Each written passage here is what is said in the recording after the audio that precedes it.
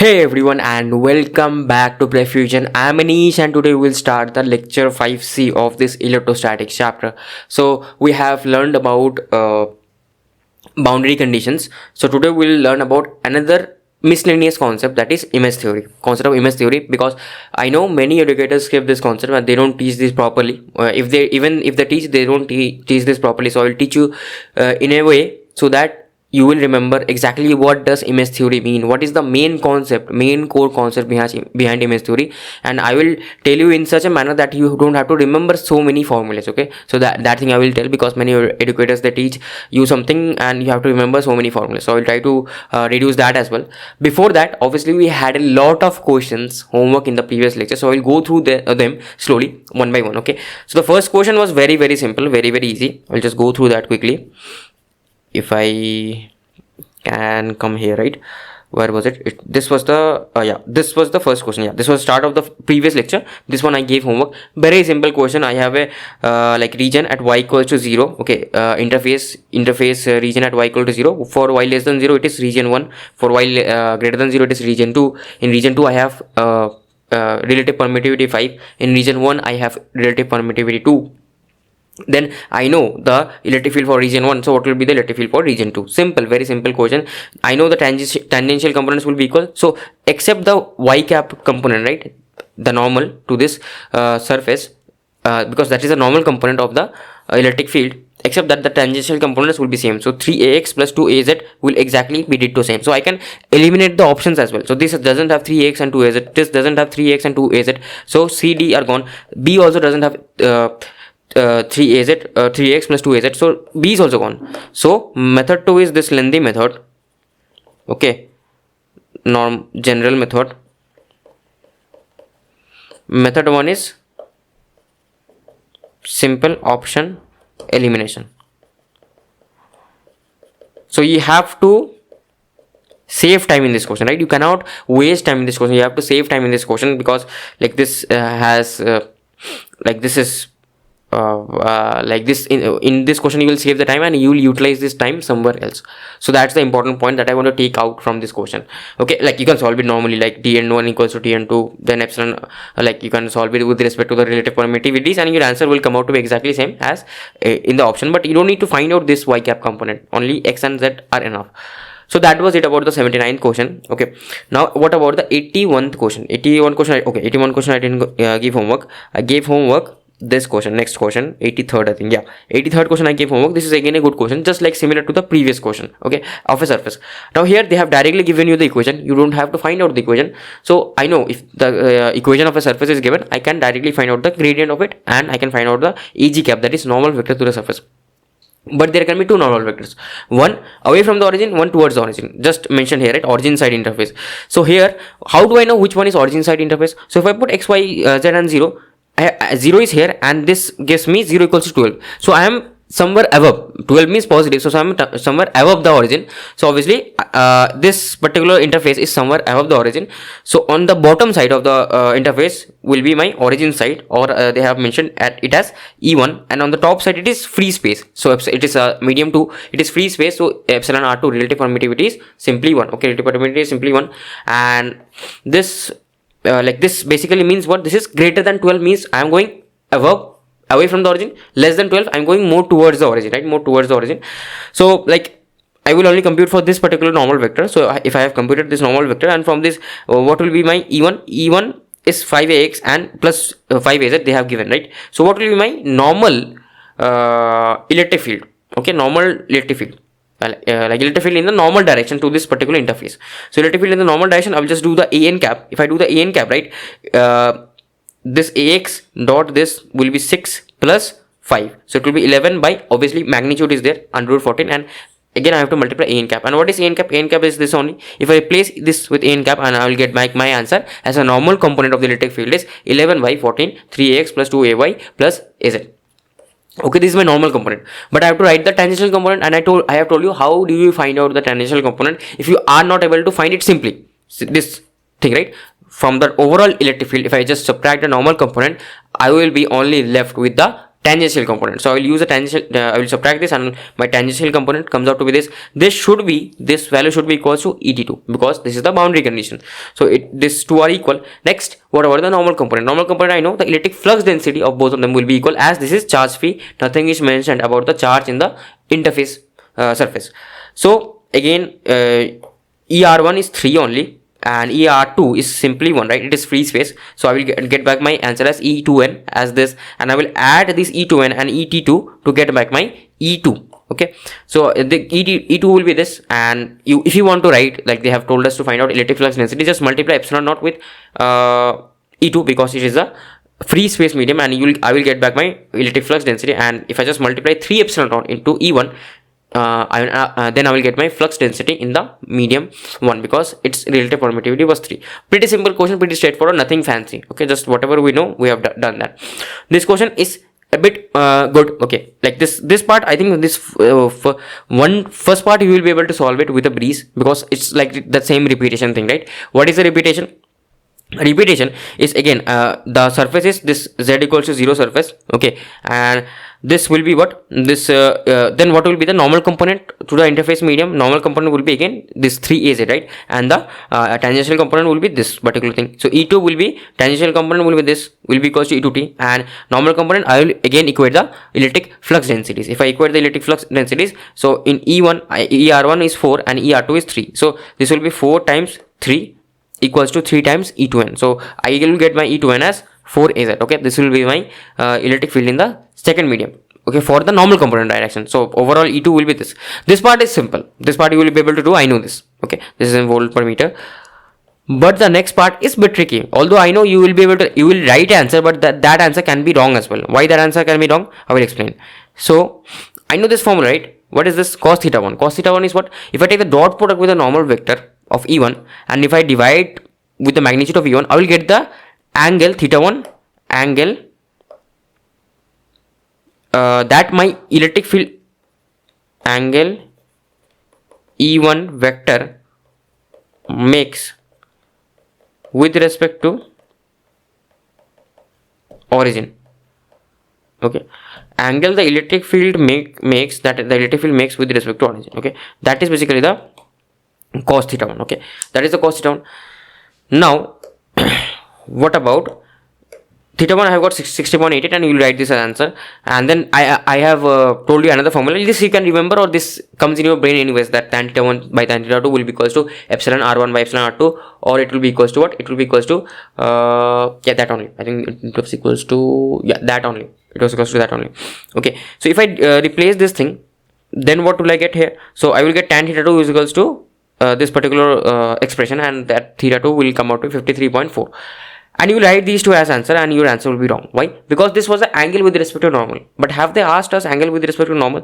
They are asking me the angles E1 and E2 make with the interface. Okay, so here I will say this is very, very important. With the interface they are asking. Okay, so here if they are asking with the interface, then how do I understand? Like with the interface it will be what? So normal, I know with the interface it says 90 degrees. So what will be this remaining angle? If I name this as alpha 1, it will be 90 minus theta 1, which will be 29.12, and this will be your answer.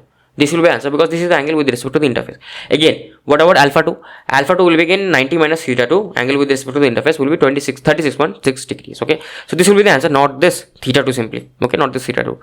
So now next is this electric potential energy density. Potential energy density is simple formula, right? Half epsilon 1 E1 whole square and half epsilon 2 E2 whole square. Simple formula, put and you get the answer. Same. Okay, now another thing they have asked, the energy within the cube of side 2 meters centered at 3, 4, minus 5. Now if this cube is centered at 3, 4, minus cube, can you tell me where the cube lie? Will it lie below the surface or above the surface? How can I identify? Just by identifying the normal. Where does the normal lie? It lies somewhere at z equal to 0. So here it is z equals to minus 5. Z equals to minus 5. So z equals to minus 5 will be lying somewhere around here. So obviously the cube is actually lying below the surface. So I will take the electric field in the second surface. So exactly that is what I have shown here graphically. So it is lying below the surface. So I will take the electric field E2. And one more thing you have to identify, just hold on 1 second. This electric field actually is uniform. Okay, this is not varying with respect to x or with respect to any distance. So this if I put in like if I just simply integrate small e2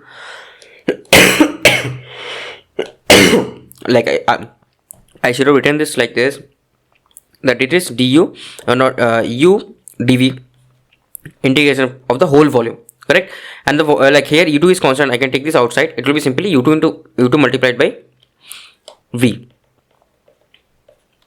Okay, so like if you do this, what is the volume? Volume is 2q basically. Yeah, sorry for the interruption, actually I was having too much of sneezing.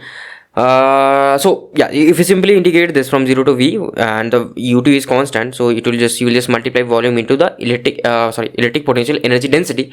So I will get back my electric potential energy that will be confined within this region, okay, of this cube. So yeah, that is pretty simple, and this one we actually solved in the lecture itself. And then we learned about perfect conductors. So in perfect conductors, I gave this last question as homework. So here if you observe, at the starting I have vacuum here, right? So I have vacuum, and this is also vacuum, this is also vacuum, and I told you to find the electric field at all points, like outside, inside, everywhere, right? And this is a dielectric of relative permittivity epsilon r. So what will be the electric field at different points? So okay, I actually mark the points here only. sorry for the sneezing. So if I just observe this, what will be the, like if I just observe the first diagram, right? First diagram. So these actually two are almost of zero thickness. So these are sheets. These are not like cubes or like solid structure. This is just a simple sheet. Okay, if this is a simple sheet and the surface charge density is rho s, so here what I can say is that electric field at P1 and what will be electric field at P2. So let's first compute the electric field at P2. Not P2, at P4. At P4, the electric field will be due to two sheets, this and this, right? And what is the electric field due to this sheet? It is rho s upon 2 epsilon naught. Okay, and I know this is vacuum, right? This is vacuum, so that's why epsilon naught will be here. Now what is the direction actually? The direction will be radially outward from the positive, so it is radially outward, which in our case our reference is this, with will be negative z direction, so it will be minus az. Good. What about the second sheet? Second sheet will be radially inwards, as this is a negative charge at this P4 point. Again, it will be rho s upon 2 epsilon naught only, but in the negative z direction, again minus az. So if this will be simply added, and overall I will get rho s upon epsilon naught. So this is what I was explaining. Let's assume this is a total conductor, right? If this is a total conductor, if I have positive charge on both sides, the electric field will be different. I will talk about that as well. Okay, don't worry, I will talk about that. Electric field at this point will be then rho s upon epsilon naught. That case will come. But this time, what is the electric field at P1? Electric field at P1 will be simply 0. Why? Because due to this positive charge, it is radially outwards, and due to this negative charge, it is radially inwards. So both of them will simply get cancelled, and it will be 0, which will be same as electric field at P3. So it's just like a shielding effect. It's doing a shielding. Electric field is only between these two surfaces and not outside. Okay, same is the case for P5 point. P5 point is here only, which is vacuum, so it will be same. But P2 point will be different. Why? First of all, you have to observe that this surface, right? Electric field is only acting normal. Okay, it is only acting in the normal direction. I don't have any electric field in the tangential direction. Okay, because this is just a sheet. I don't have any electric field in the tangential direction.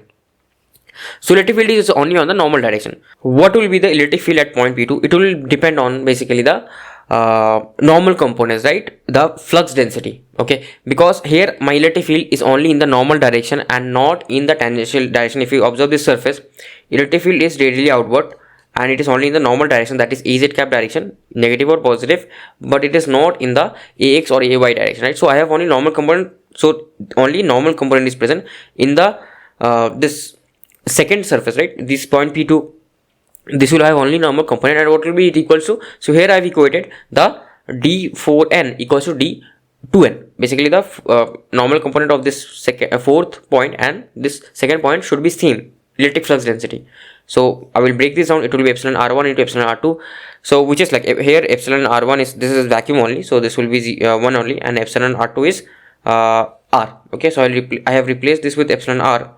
and my EP2 will come out to be negative rho s upon epsilon naught epsilon r. Okay, so this will be the electric field at point P2. This will depend on epsilon r of the particular dielectric.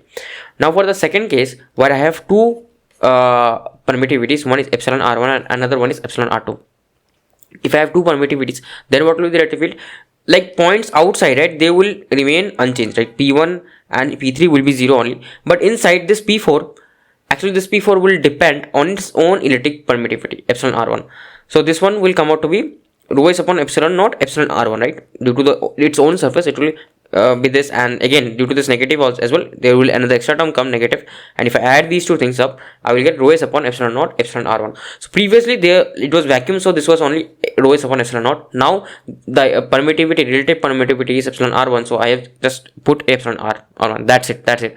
Now for this case, right, D4 in this P2 point, what will the case? It will be same. It will not change actually. It will not change, even though there is a dielectric of epsilon r1. This electric field here, electric field will not change. Why? It will depend on the same parameters, that is epsilon r2. Sorry, here EP2 will be epsilon r2 only. If I equate the electric flux densities, it will be equal to rho s upon epsilon naught epsilon r2. There previously it was epsilon r only, so these hasn't changed. This will remain same. Why? Because electric flux is constant everywhere. Epsilon r is changing, electric flux is constant, electric flux density is constant everywhere.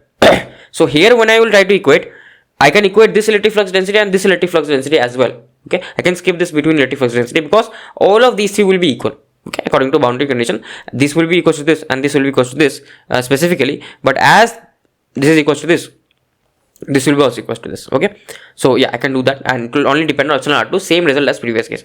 Now the third case is an interesting one, while I have only positive charges.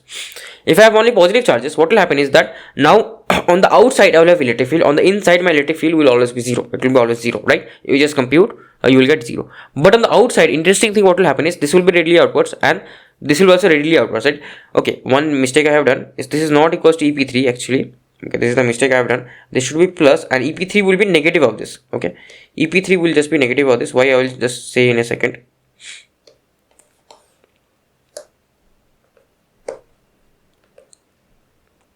It will be equals to rho s upon epsilon minus AZ cap. Why negative? Like just by seeing the charge distribution you can comment, right? Why negative? Because this will be in this direction and this will be in this direction, and our reference direction is this. Our reference direction is this, which is basically opposite to Z. Okay, basically opposite to Z. So that is the case over here. Now what can I say is that this, right, this is vacuum, so this will be different, and this just mimics the case of this solution. Okay, this one I solved previously, right? Here I have solved, just mimics the case. Okay, in between, let's say this is a solid structure of any epsilon r, or it is a conductor, right? Conductor. So this epsilon r will be infinity for this case. So plus here I have positive charges, here also not this, here I have positive charges and here I have positive charges. So overall outside electric field will be double actually. It will not be simply epsilon by sigma s upon epsilon, sigma s upon 2 epsilon, it will be double due to both these positive charges. Just that question. Okay, to make you understand that question, I had to do this. I had to simply do this. So now we will start with today's lecture, image theory. So what is image theory basically? Image theory states that the charge configuration located above an infinite grounded perfect conducting plane can be replaced by a charge configuration itself along its image charges and an equipotential surface at the location of the conducting sphere. Okay, first of all, few criteria are there for you to apply the image theory or method of image charges. Okay, what they have telling is, let's say this is a totally perfectly conducting plane, right? Perfectly conducting plane, and below this also there is a perfectly conducting plane. All this is a solid structure. This is a totally perfectly conducting plane, and I have grounded this. I have simply grounded this. Now if you have grounded this, like without ground also method of images work, but with ground actually it becomes more easier for us because the potential is known at that point. What is the potential? It is 0. Now if I place a charge over here, can you tell me what will be the electric field at this particular point P? You will say the distance from this point and kq by r square. That will be the electric field, right? AR cap, in the AR cap direction. I will say you are absolutely wrong. Why you are absolutely wrong? Because when I place a positive charge over here, what happens is that it has its own electric field, correct? Now it emits its own electric field radially outwards. It reaches the conductors. In a conductor, when it comes across the electric field, right, what happens? The charges come at the surface. The charges are attracted. What happens? This is positive charges, right? So all the negative charges will be attracted over here. All the negative charges will be attracted over here, right? Because positive attracts negative, and all the positive charges will be attracted on the will be repelled on the other side of the conductor. Okay, on the other side. I don't care about that. So this negative charge, right, is it uniformly distributed? I will again say no, it is not uniformly distributed. Why? Because in this region I will have more electric field, more attraction, more force. So more negative charges will be present here. In this region I have less electric field lines, less force, less charges will be present. Here less charges will be present. So this will be non-uniformly distributed. And you know very well, if you have tried ever to solve non-uniformly distributed charge distributions, right, you will get a headache basically. Okay, not that simple to solve. And what was my initial question? My question was find out the electric potential at this electric field at this point P. Now here I have negative charge here and here positive charge. So due to this positive charge, you are correct. It will there will be some electric field QQ by R square AR cap direction. Yes, correct. But there will be another electric field as well due to this plane, due to this arrangement, because here I have negative charges which will generate its own electric field. Inside the conductor it is 0, but outside this is not conductive surface, right? So here electric field will exist. So obviously this will actually have electric field in this direction, like attraction type, right, radially inwards, which I actually don't know the distribution. This is not simple uniform line distribution of infinite line charge. Okay, so computing that, this will also have some effect. So computing that will be a task for me. So how do I compute that without going into too much mathematics? So there is a way out, okay, which is known as image theory. Obviously you can't solve everything from this image theory. Only few things which are symmetrical you can solve. Okay, first thing is you can solve everything, but do you want to really solve everything? With Gauss law, Gauss is a law, right? Gauss law is a law. So we can find out the electric field due to any type of distribution, but we only use it for Gaussian surfaces, for symmetrical cases, for our convenience. Here also we will use the image theory for our convenience. Okay, we will not use it everywhere. Whenever I am getting stuck or I feel like, okay, this is much easier if I solve it using image theory, I will go with that. Okay, else I will not go. I can leave the question as well. Okay, no worries. So this thing you have to keep in your mind. We use image theory for our convenience. Okay, it is a method. It can be applied to everything, but we don't apply it. Why do you want to apply in the examination hall if it will take you 40 minutes to solve that question? You will not apply it. Okay, so this thing should get in your mind first. Then what are the required things to apply the electric field? First is perfect conducting surface or perfect conductor itself. Okay, so first of all, the first requirement is this perfect conducting plane, PEC. This is the first requirement, this PEC. Then it's good, it's not mandatory, but it's good to ground. Okay, make our life more easier. If it is grounded, it will make our life more easier. I will explain ungrounded system as well, that will come to, but for now grounded. These two things actually basically I need, nothing else. So here what I'll do, I told you, right, I will get negative charges here. I will get negative charges here all over this place. What will happen is that image theory tells that the mirror image, if this is a mirror, right, if this is a mirror, then if you have studied 11th and 12th physics, you know, if I just place an object in front, like 2 centimeters in front of the mirror, I will see the object exactly same position 2 centimeters behind the mirror, correct? So what will happen is that's why it is called mirror image. So it will be like this charge will be mirror image about the plane, okay, and it will be negative. Why negative? And it will be of opposite sign. Why it will be opposite sign? Because like I told you, here negative charges will get attracted, not positive, right? That is the reason. So what the method of images does is, if like this one, it will replace this surface, right? This whole negative things, whole negative charges. I will just show you one thing. Here I have negative charge, negative charge, negative charge, negative charge, and this is more dense, right? This is more dense, this is less dense. So this whole thing I can replace with simply a negative minus q. If I have a plus q charge here,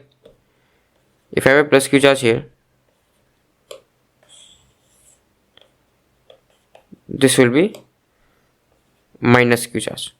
Okay, if I have a plus q charge here, this will be minus q charge. So that is the thing that I want to tell. And then this, we will assume that this does not exist. Okay, we will assume that this, now we will remove this. We will remove this plane. And if you want to find out electric field at any point P, here, P1, P2, P3, P2, P3, you can find as if there were 2 point charges. Okay, you can remove this arrangement, you can remove this conducting plane, you can find the electric field as if there were 2 arrangements, right? Like 2 charges only, point charges. Can you find it out? Very simple. The electric field due to this q plus q charge and the electric field due to this minus q charge. Things become very, very simpler. Okay, so I hope you understand the point here. Okay, and this potential point is v equals to 0. Okay, this potential point is v equal to 0, that is known. Okay, so basically you need a second condition is good to have grounded. Second condition is eq potential surface. It should be perfectly conducting, perfect conductor, and it should be equipotential surface. This plane, right, it should be equipotential. This is equipotential because I know it is v equal to 0. Okay, that is the reason.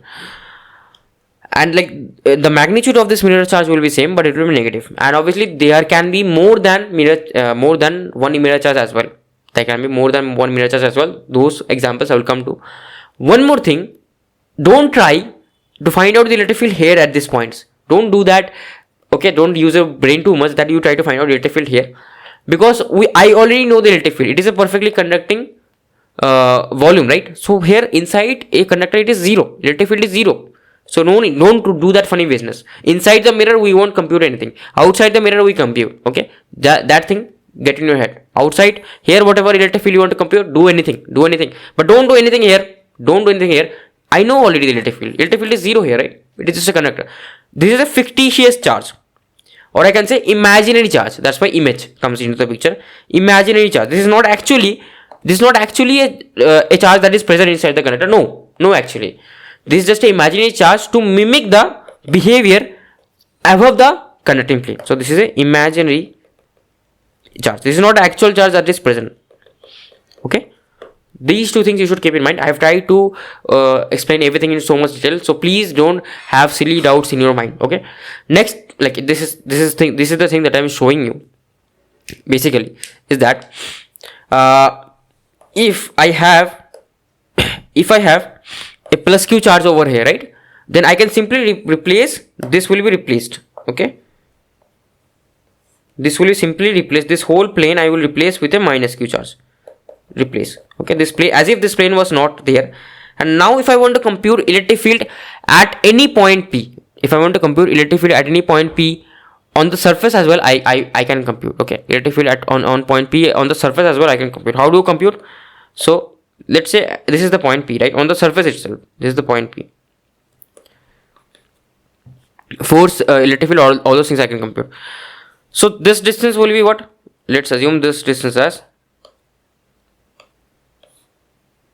r. As it is symmetric on the about the surface, it is symmetric. Okay, so this, let's assume this potential to be 0, right? This potential I have made this 0, so it is equipotential.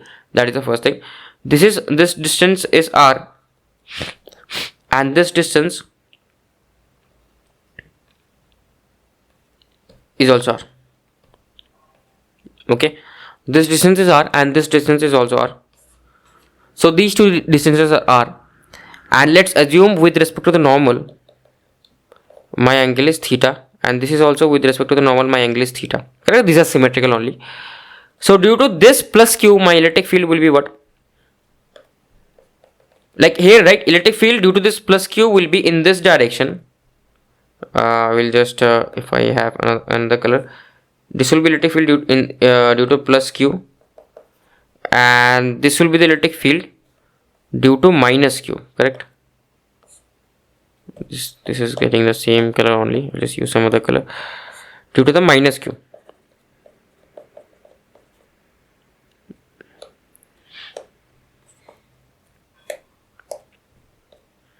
Okay, so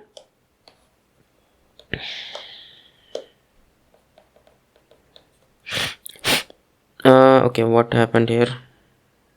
Replace, yeah, this will be replaced actually.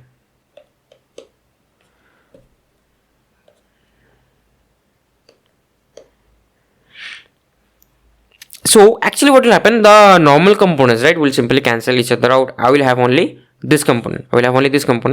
So if I have these components, what will happen is that it will be simply like this, magnitude will be same, right? So overall EP will be simply magnitude of plus q, any one of them I will take, 2 times I will do, and cos theta. Is it cos theta really? It is not actually cos theta, because this is theta. Okay, what happened? This is theta, right? If this is theta, this also will be theta. Very bad choice of colors. This also will be theta. So this actually, right, this will be actually 90 minus theta. 90 minus theta. Okay, so it will be not cos theta, actually it will be sin theta. I will write in terms of length as well, 90 minus theta. So it will be 2 e plus q sin theta.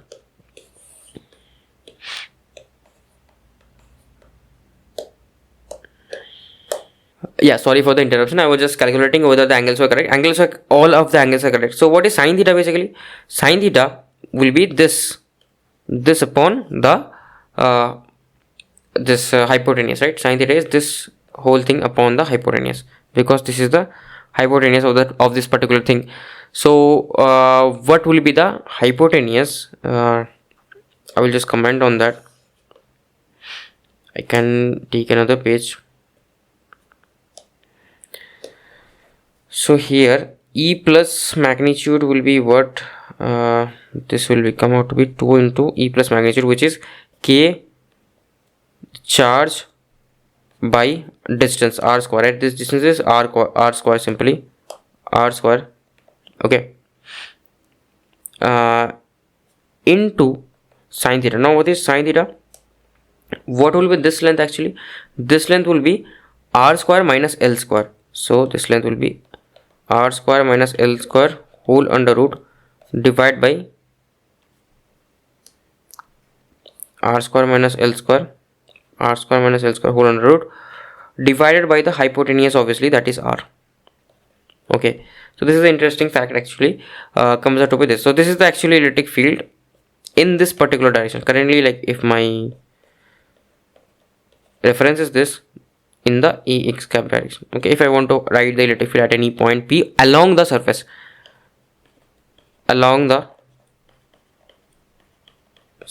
okay, slowly, like from this I can observe that the electric field is very strong, as if I keep on varying my r, right? If r is increasing or keep on varying my x, so this is x, right? So x is here. If I keep on varying my x, electric field will actually be more or more, it should be lower actually electric field at this particular point, because this r will keep on increasing. So yeah, r will keep on increasing. Yeah, as r keeps on increasing, this total reduces, because this L is constant.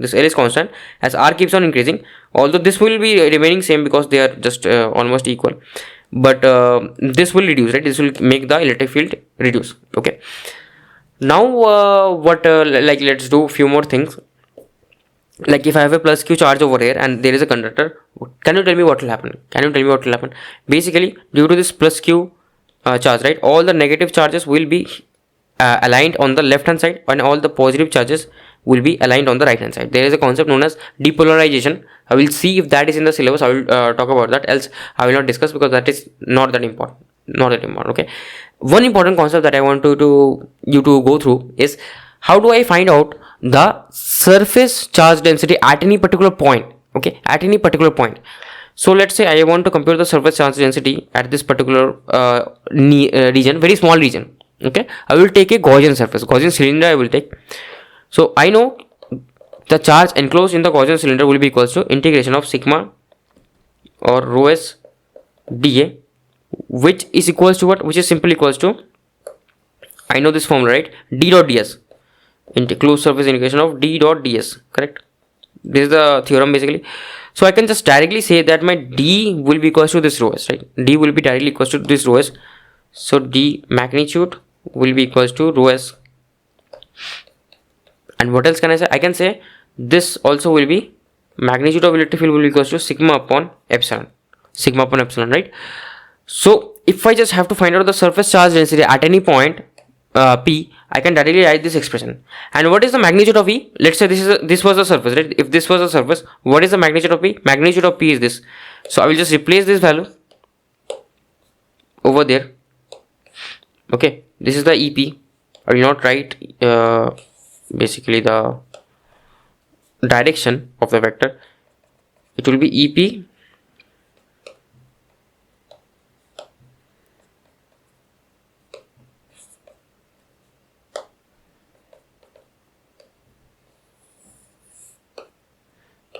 magnitude, okay, assuming plane surface from previous derivation. So I will just replace this magnitude of V and I will be able to find out my sigma. So if this type of question can come, right, they will ask you what is the surface charge density at this particular point P, near this particular point P, for a very small region. So you will directly solve it like this. You just take a Gaussian surface and you equate these two. So my rho s will be sigma. Okay, sigma and rho are same thing only. If you get got confused, they will be same. And you will, from here you can directly compute the electric field. Okay, no worries about that.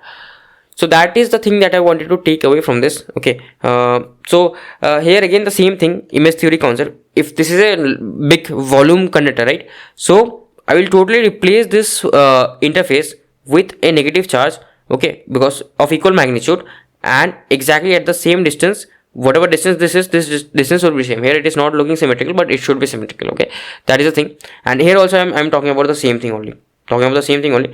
If there is a actual charge, I can write the image charge, and with respect to this image charge I can directly talk about the electric field. Okay, and from this electric field expression I can derive the surface charge density, because in questions they can ask you surface charge density here, right?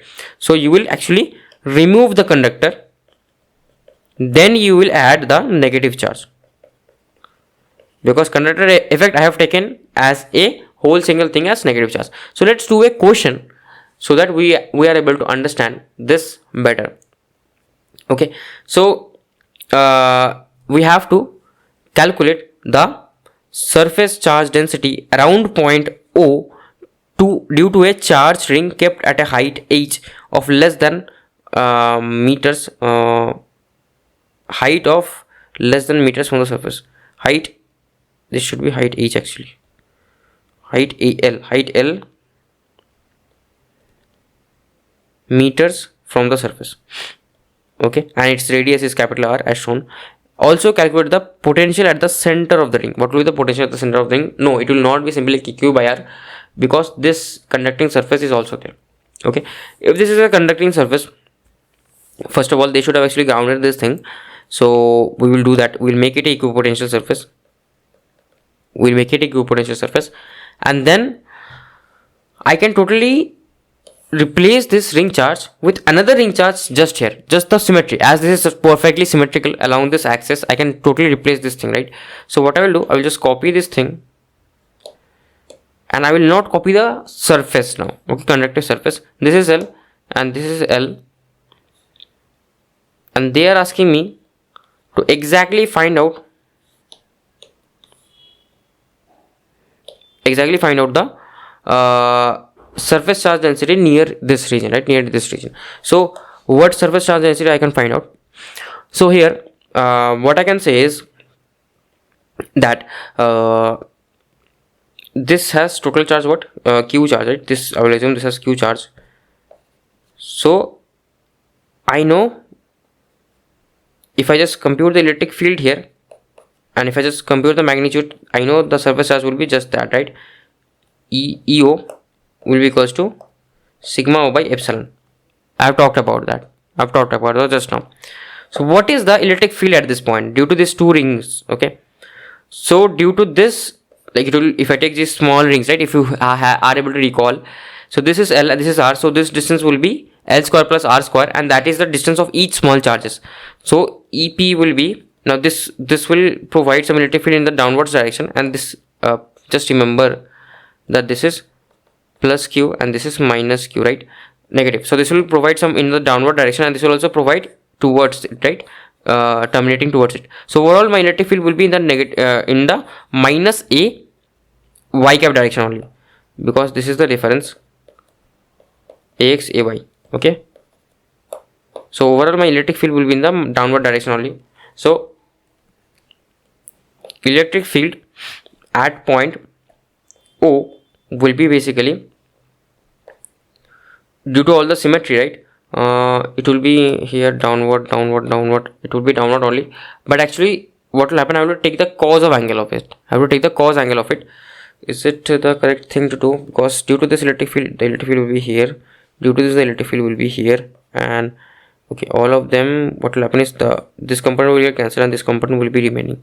So what is the angle actually? I would have to compute the angle as well. So if I just write this whole thing down, let's assume this angle as theta.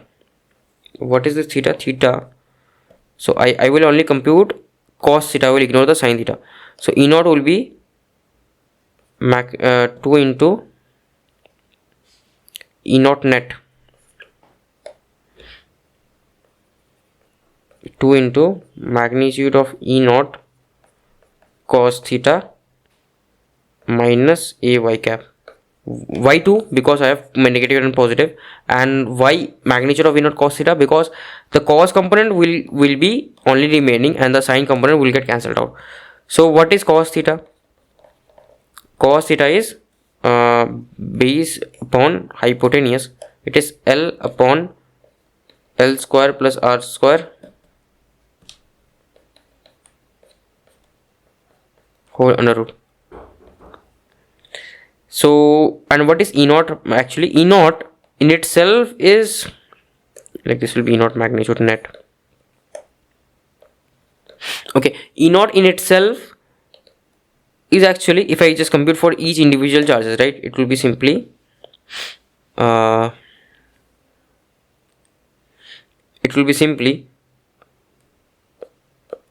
k q upon this distance. What is this distance? This distance is L square plus R square, right? L square plus R square. That is the distance, simply whole square. So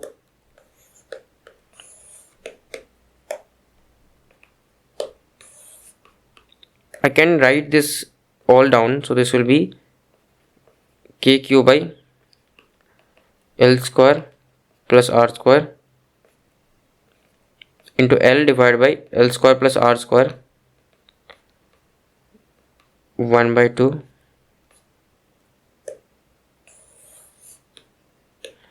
so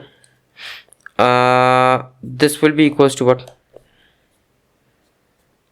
This will come out to be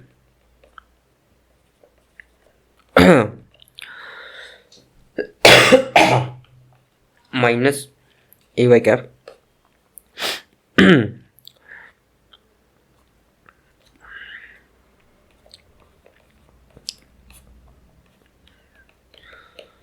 three by 2. Okay, so this will be the electric field, and if I have to just compute the sigma, this is the magnitude. If I have to compute the sigma will be what? Just epsilon times this. So epsilon will be what?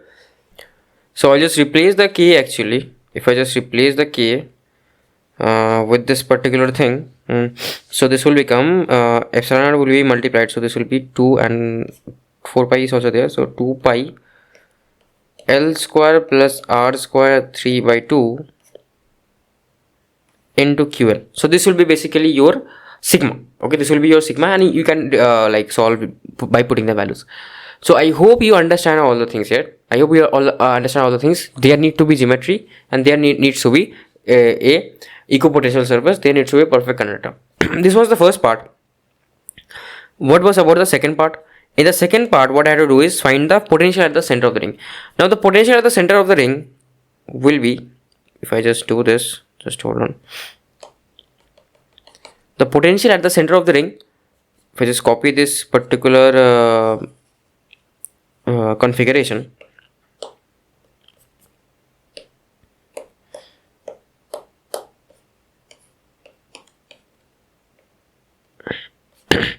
due to this particular plus q, it will be always kq by r, right? Due to this plus q, so potential here will be due to this particular charge, ring charge, and due to this ring charge.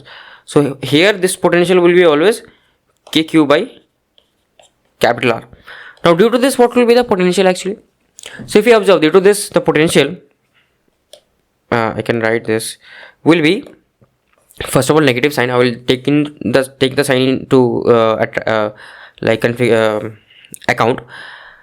This distance from the center is how much? It is a constant distance. This is 2L, like the height is 2L, and the hypotenuse is what? R square plus 2L square. So this distance will be actually constant. So this distance will be this will be plus K into minus Q divided by the whole distance, right? What is the distance? This whole square. If I do not whole squares, this distance simply. So this distance is how much? This is height upon base square, right?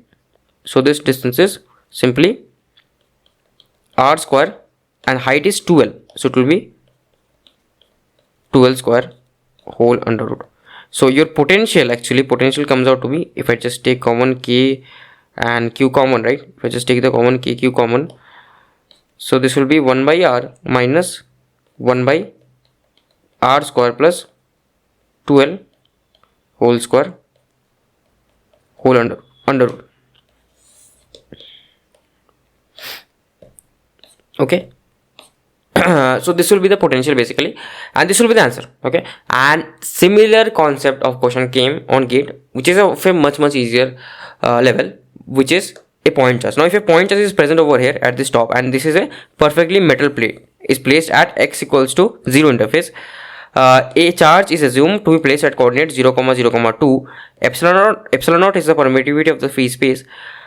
At coordinate under root 2, 0, under root 0 is basically on the surface itself, not like the surface is not x equal to 0, surface is z equal to 0. The electric field E, what will be the electric field E? Now this is a perfectly conducting metal plate, can you solve it for me? This will be the homework for you. Can you solve this question for me? Okay, and in the next lecture I will talk about this same concept, right? Same concept. What is the concept? I will just tell you in brief what is the concept. I will just copy this thing. Okay, copy and paste.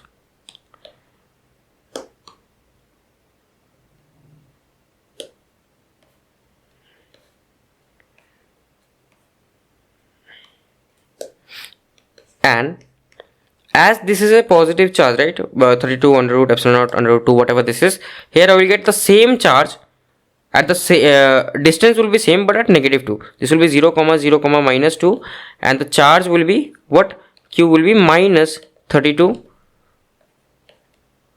epsilon naught under root 2. Okay, is this n? What is n actually? It is pi. Okay, there it is pi. This is not n, this is pi. Sorry about that. It will be pi minus 32 pi. Now due to these two charges, can you find out the electric potential here?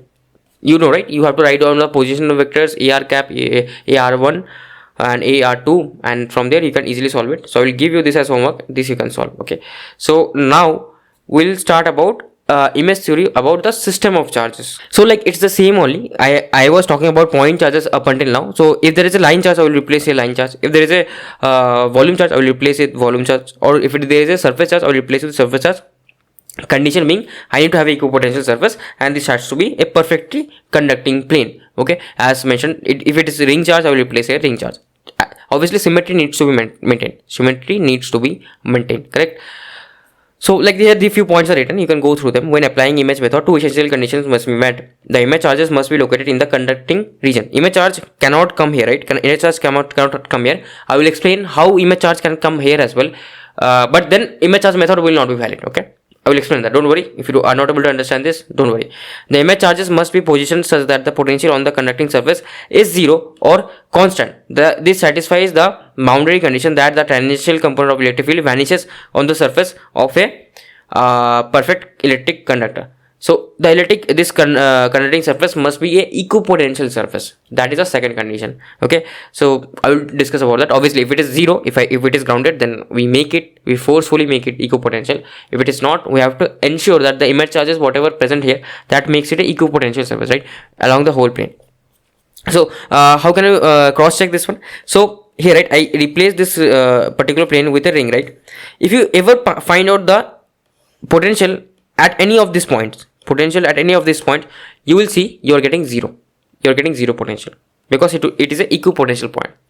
Okay, you will just, that's the homework task for you. Find out the potential. Homework, find out potential VO. Okay, that is a homework task for you. Now in this case here as well, here, right, remember we find out the potential not at O, actually we found out the potential here.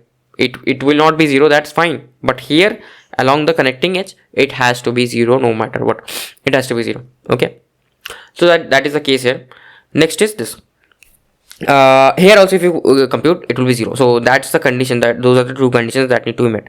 Now there is a concept known as semi-infinite conducting plane. If my image charge is between semi-infinite conducting planes, like two conducting planes which are connected at a particular common line, and it is semi-infinite, and they are like there is an angle between them, then how will the image method work? Okay, it is a very, very important concept, so do listen to me carefully. How will I use the image method? Through examples I will explain.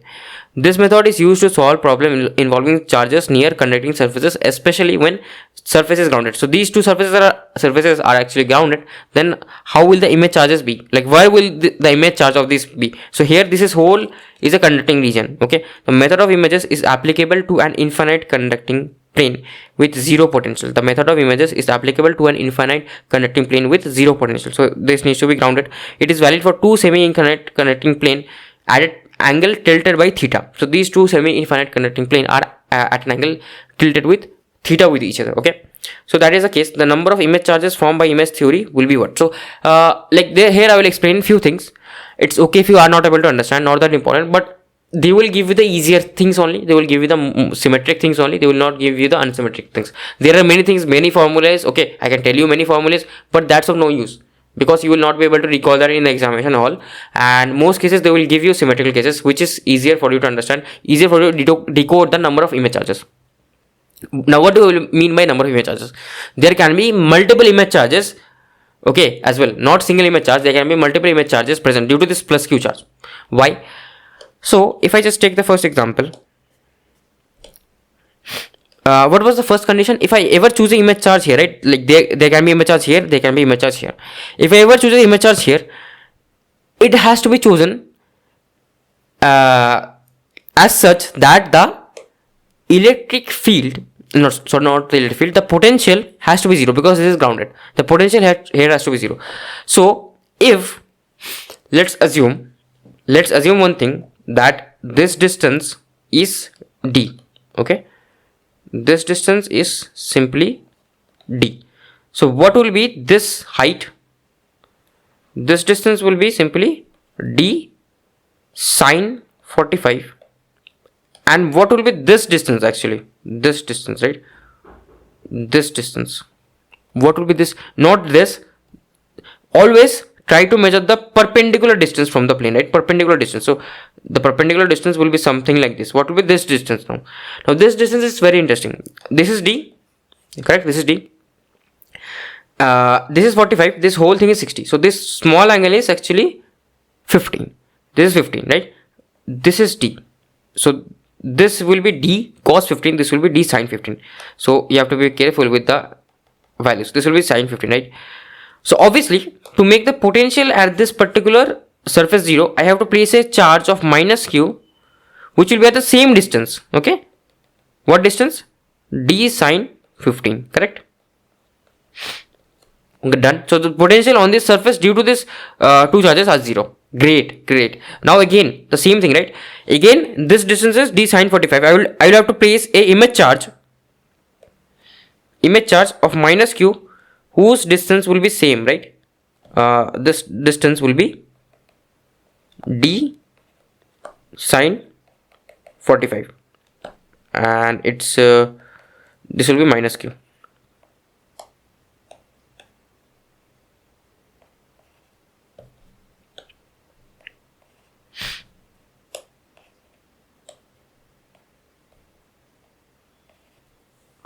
Okay, this will be minus q.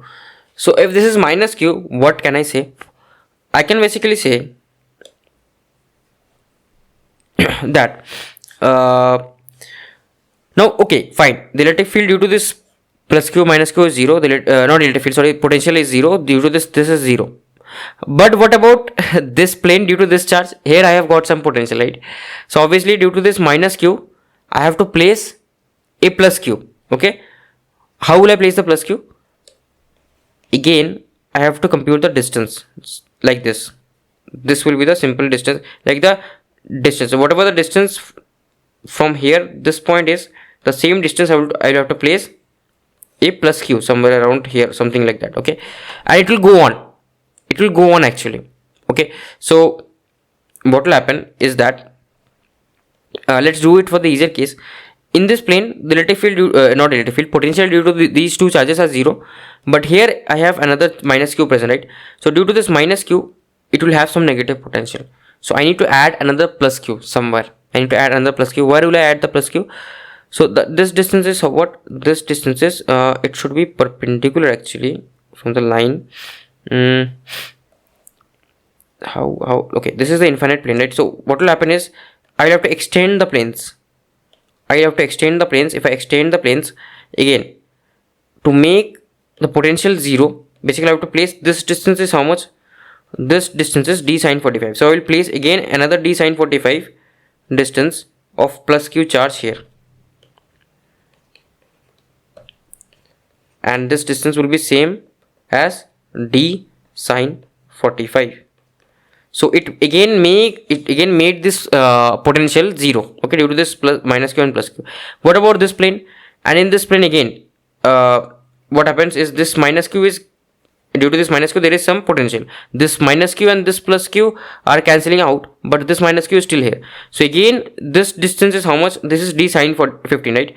So again I have to place, this will be quite below, and again I have to place some d sine from d sine 15, right? This distance actually, this distance will be d sine 15. Okay, am I correct? This is on d sine 15. Is this on d sine 15 actually? Yeah, actually this should be in d sine 15, right? Although like it doesn't look like that, but it is actually. So it is d sine 15.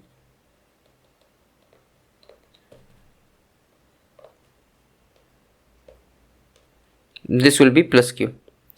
Now are all the planes okay? I think they are okay. This is not to scale. Okay, ignore my drawing. It will be actually a perfect shape, not to scale, but ignore my drawing for now. So now if I see, due to this q minus q, it is 0. Due to this minus q plus q, 0. Okay, and due to this, like these are cancelling each other out. These are cancelling each other out. Due to this plus q minus q, these are cancelling each other out. Again I have a plus q here, but here I don't have any q to cancel this surface, right? Again I need to place another charge. What is the distance? The same distance. Is it the same distance here actually? No, right? It is not the same distance here. This is d sine 15. So it has actually reduced now. That is the thing that I wanted to know. This distance, right? This over. Okay, I have to use a triangle law actually. If I just draw a perpendicular like this, okay, draw a perpendicular like this, right? Then I will be able to figure it out, this distance. So actually it is very difficult. This is not actually d sine 15 actually. I may have done something wrong here.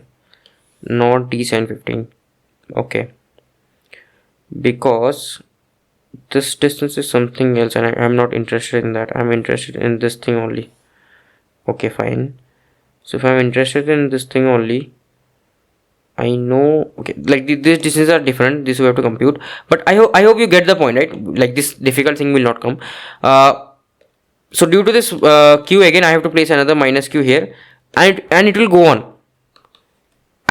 There is some formula of angle that we don't need to get into. Okay, but the main thing is just understand how am I doing it. I'm extending the q potential surfaces and just drawing the charges, okay, plus q minus q, and making the potential 0. So this is how you actually make the mirror image, image charges. So let's take a simple example. I took a difficult example. Let's take a simple example. This type of question will come, not the previous one, right? That is too much hectic and difficult. That will not come. So here again I will extend the surfaces. Now to make the potential 0 here, because it is connected to ground, I have to add another minus q charge at a distance of d from this surface 1. What about this? Again I have to add another minus q charge at a distance of d from this surface 2. Now one thing is there that okay, these are added, but here there is some potential, right? So there is some potential due to this minus q, so I have to add another plus q charge here due to this minus q charge, right, to make the potential 0 along this plane. And due to this minus q, again I have to add another charge plus q here, but luckily this charge is already present, so I will stop. So I have converged. So here I have converged. So if I have converged, I will stop. So these many, in this case I will have 3 mirror images, or what are they calling? Yeah, 3 image charges. 3 image charges in this case. There is a set formula, but I don't want to go into that. That is of not much use to us. In the previous case, right, actually in the previous case it was diverging, it was never converging, and it should always converge. Important point, converge on the conducting region or the mirror region, not on the outside region, right? That is not a perfect conducting region. So if it ever converges here, the mirror image concept will be invalid. All the mirror image will always be present here, not here, because this I can easily compute electric field on those things, right? Here it was having me difficulty to compute the electric field. I hope you get the point. So let's take the third example. So if I take the third example, again the same thing. Due to this I will extend these surfaces.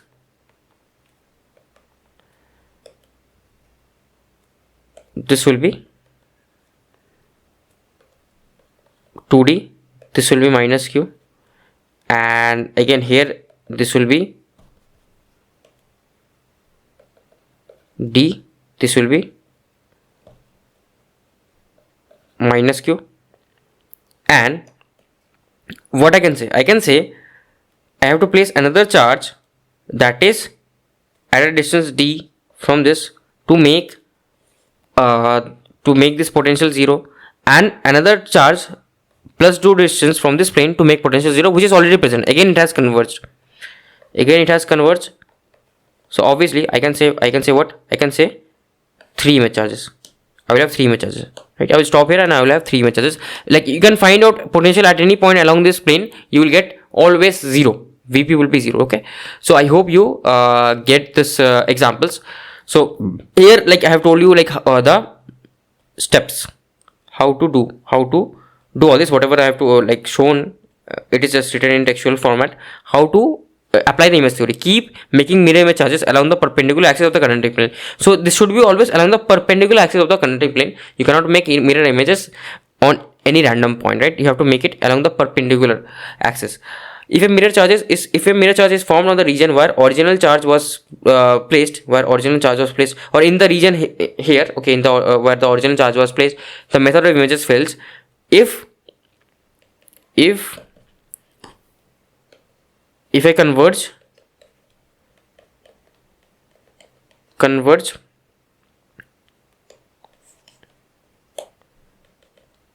converge inside conducting region, stop.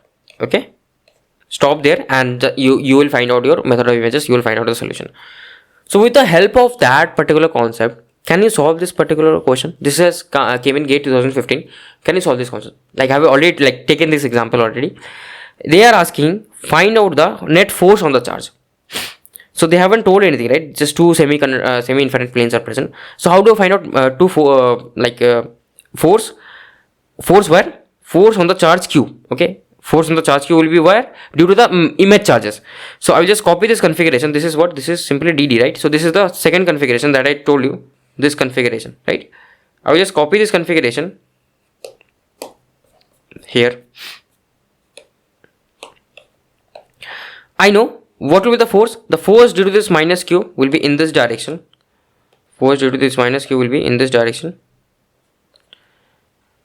F1, and force due to this minus q will also be in this direction, right? In this direction, F2. but force due to this plus q will be in this direction basically. So what is happening? F3. Okay, what is happening is that F2 and F1 are magnitude are same, they are just in perpendicular directions, and F3 will have two components, one in the y direction and one in the x direction. So that will I will compute. This angle will be what? As this is simply like a DD, okay, this is D, this is also D, so this will be 45 degree. So this angle will be actually 45 degree. This will be 45 degree. So if this is 45 degree, okay, so F3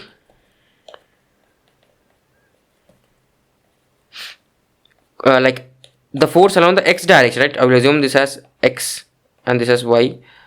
So force along the x direction, Fx, will be F3 cos 45, magnitude of F3 cos 45 minus F1, okay, magnitude of F1, and force in the y direction will be F3 sin 45 minus magnitude of F2. Okay, so like what will this come out to be? So F3 magnitude comes out to be, this is what will be the magnitude of the force? It will be k q1 q2 upon r square, k q square by r square. Okay, so what is the distance? This distance is actually under root 2, because this is d, this is d, this distance is under root 2, and this is also under root 2, so it becomes 2 under root 2 under root 2 d whole square. This will be the force of 3. What is the force of 1? Magnitude of 1, it is simply in this direction, and what is the overall distance? It is 2d, right? So it will be kq square by 2d square, which is the magnitude is same as F2 as well. Magnitude will be same, direction will be perpendicular. So from this I have computed all the vectors. So I can directly write down the x component. What will be the x component? X component will actually be kq square, I can take common.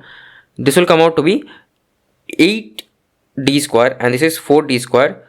So this will come out to be 1 by 4d square. Okay, and okay, under root 2 also is here, right? Or under root 2 is also here. Okay, this will not be simple, this will be a bit typical. 8 is there. Okay, 1 by 8 root 2 minus 1 by 4 d square, I can take common, right? Minus 1 by 4, actually I can take 4 common as well, so 4 will be here common. This will be 2 root 2 and this will be 1 only. Okay, this I can write in separate like this in single term as well. Minus is this correct? Am I doing something wrong here? 4 square, this will be 8. Okay, this is more actually. Okay, it is in negative direction, that's fine. It will be the negative x direction, that's fine. So this will be minus 2 root 2, and Fy will also be same actually. Yeah, Fy will be same as this only. Okay, so actually yeah, the force directions are this, right? 1 minus 2 root 2, 1 minus 2 root 2 by 8 root 2. So yeah, 8 root 2 is coming, like if I multiply this 4 in the here, right? If I multiply this 4 inside just to make symmetry according to the options, 8 8.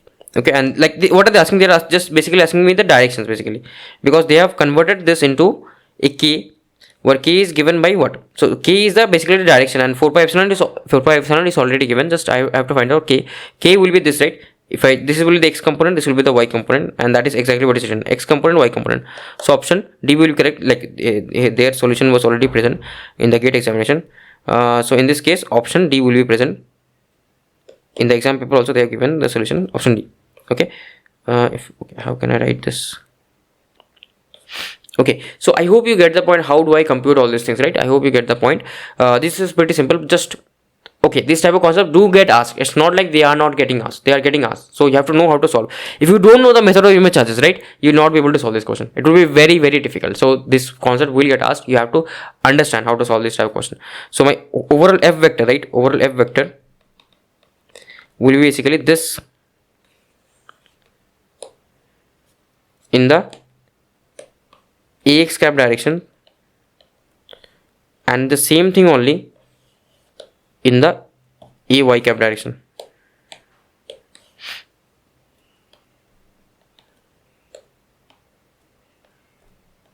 Okay, so that is the case. Now we will learn about image theory in line charge and parallel conducting cylinders. So what is the arrangement here? Here I have a cylinder, not cylinder, sorry, a like simple rod which has like almost negligible thickness with a charge density, line charge density of lambda, and I have a cylinder, okay, conducting cylinder I have, and it is infinite basically.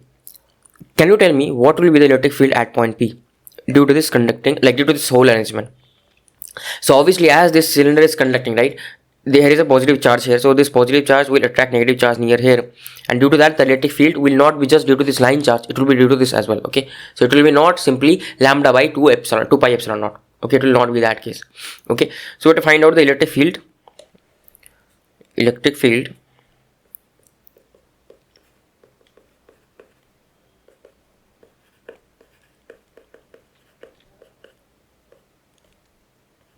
at point P.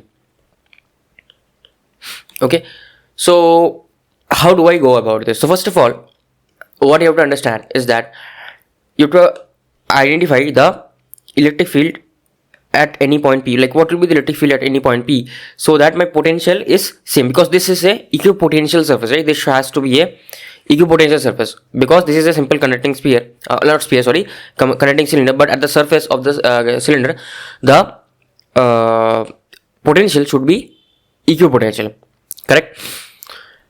And one more thing is that what will be the electric field here? The electric field here will be simply due to this simple rod only, because at this point there is no other electric field, right? So what I can do, I can mark few points here. So let's assume that this distance, right, this distance is R0. Okay, now is this distance is R0. What is happening is that actually in reality what will happen, I can replace this whole cylinder by a single line charge or same as this rod of negative polarity, which will exactly mimic the equipotential here. Okay, which will actually make the condition that it will make all these points equipotential. So by assumption I know what is the assumption. Assumption is that the line charge, the image line charge will exist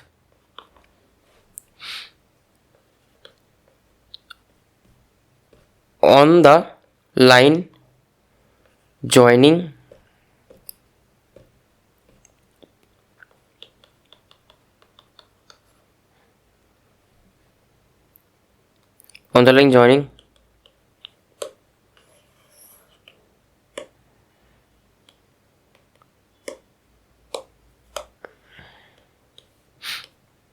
joining the radius and axis of rod. Correct? This is the assumption that I already know. The image charge will be lying somewhere around here only, it will not lie somewhere else. This is due to symmetry. Okay, so I will mark few points. I will assume that my line charge is lying somewhere around here. Okay, and it will be same magnitude, will be same lambda, but it will be opposite, minus lambda, so that somehow it makes it equipotential, right? Obviously the potential here needs to be equipotential. It's okay if it is not 0, it needs to be equipotential here, all these points. So that I will prove. Okay, don't worry, that I will prove. Okay, so let us take few points. Which points I will take?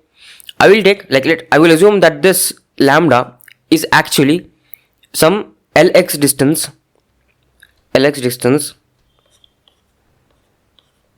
from the center of the cylinder. Okay, and this is total distance, not Lx, sorry, I will write this as dx, that will be much better,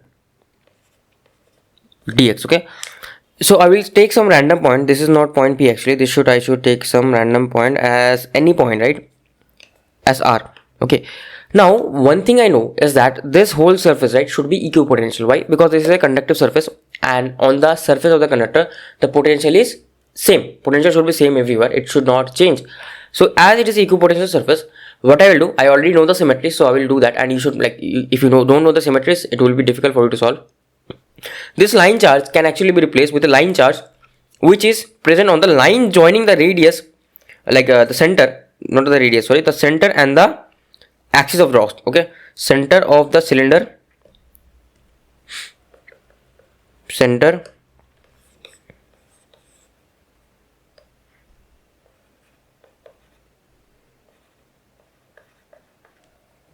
of cylinder and axis of rod. Okay, so we should actually do this.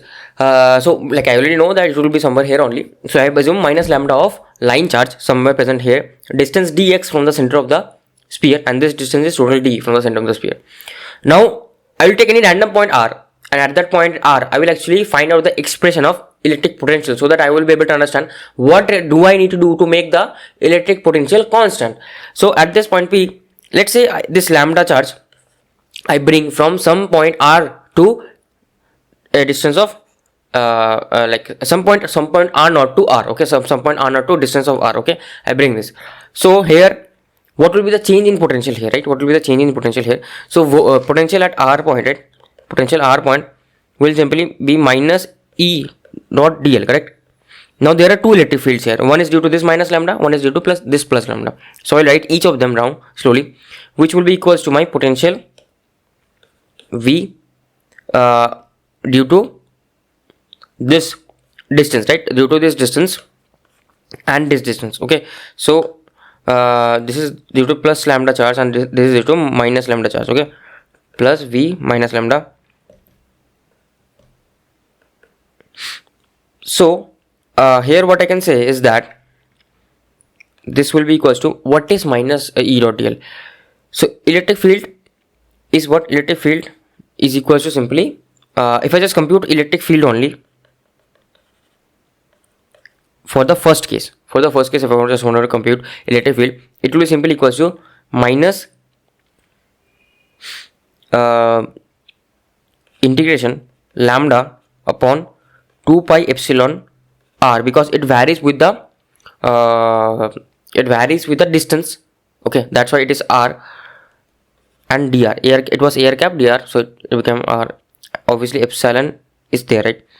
And initially some initial reference of point I will take r naught is the initial reference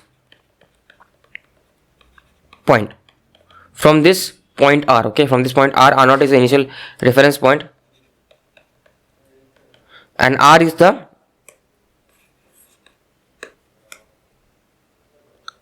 final point. Okay, r is the final point. Now if I integrate this, what will I get? I will just take this to the next line actually.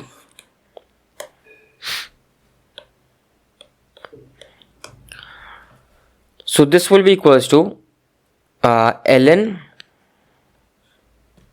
I can do this, ln lambda by 2 pi epsilon will be outside only, lambda by 2 pi epsilon ln r naught by r. Okay, so this will be the electric field, right? Because I've already taken the negative of this, so this will be electric field due to V lambda, correct? Now what about V minus lambda? What is V minus lambda? V minus lambda is again minus E dot dl. The change will be, again I will be added some distance, reference distance r naught. Okay, both are at infinity. R naught is at infinity, both are at infinity, because r naught initially was at infinity. Assume that I will not put infinity here, just assume that both are at infinity. This time it will be r naught to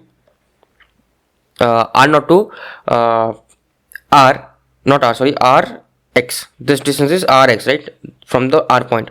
So all the distance that I am measuring from is from r. So I will write here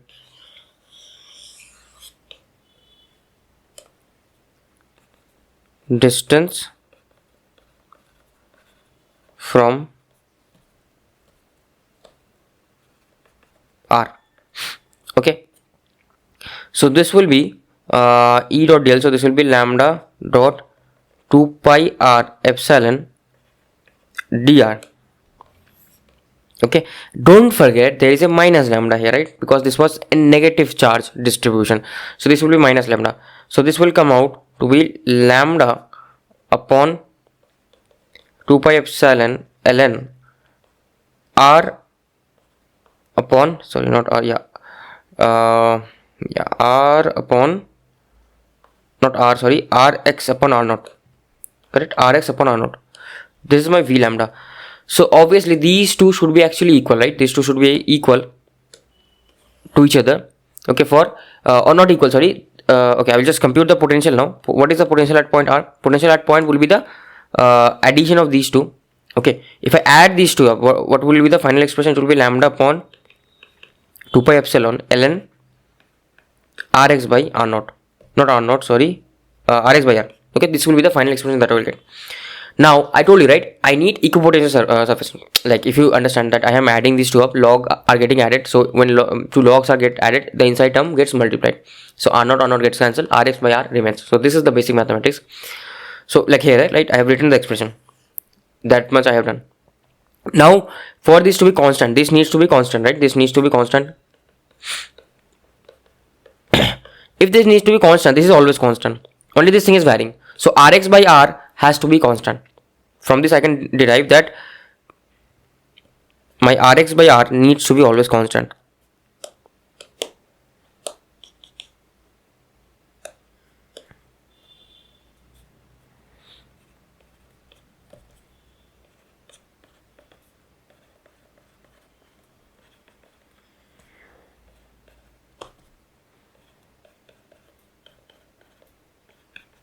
Okay, now how do I know like it will be constant? I will place my this point, right, at some special point so that it will make it constant. Okay, how will I make it constant? So there are few tricks to it. So I will choose 2 points. Okay, I will choose 2 points. What are those 2 points? This point, this point A, and this point B. Okay, so here what is the potential? Basically the potential will be here, the potential will be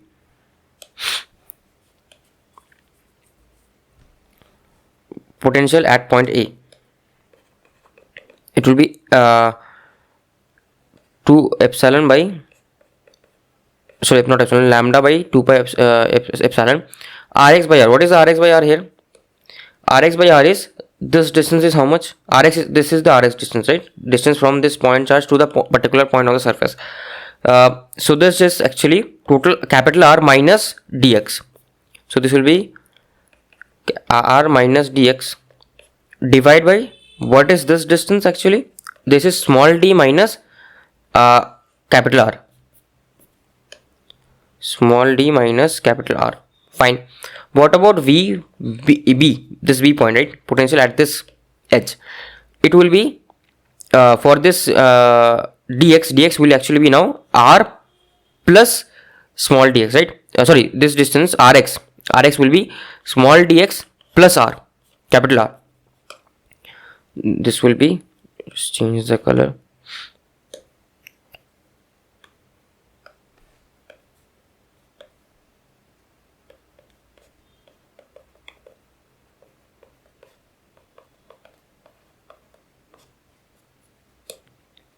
Plus dx. What about this? What about the this lambda charge? This will be small d plus capital R, right? Small d plus capital R. Now these two actually needs to be equal. These two actually needs to be equal. So I will make them equal actually.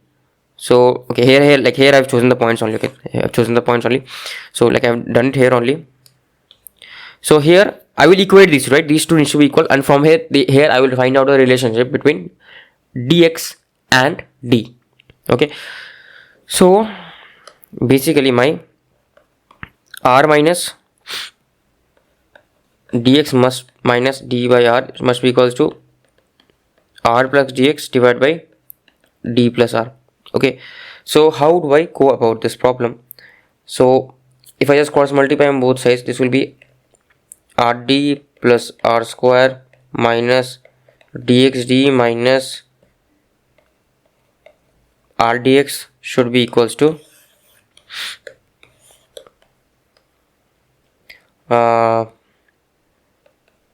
RD plus ddx minus r square and minus r dx. So r dx cancels out, ddx won't cancel out, rd will cancel out. So this will become 2rx and this will become 2 ddx.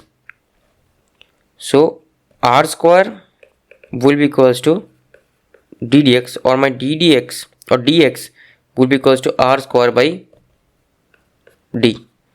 So just remember this thing. Like, do you have to remember the formula?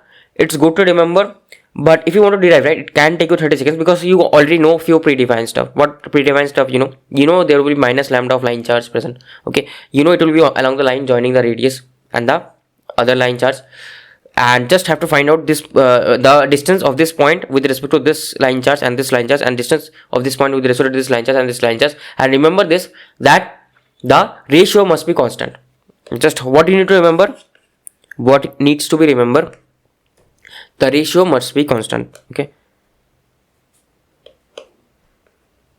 remember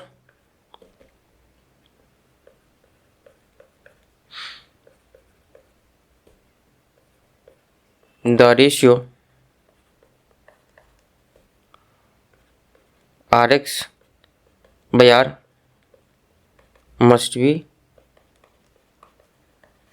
constant. Okay, so that is the case over here.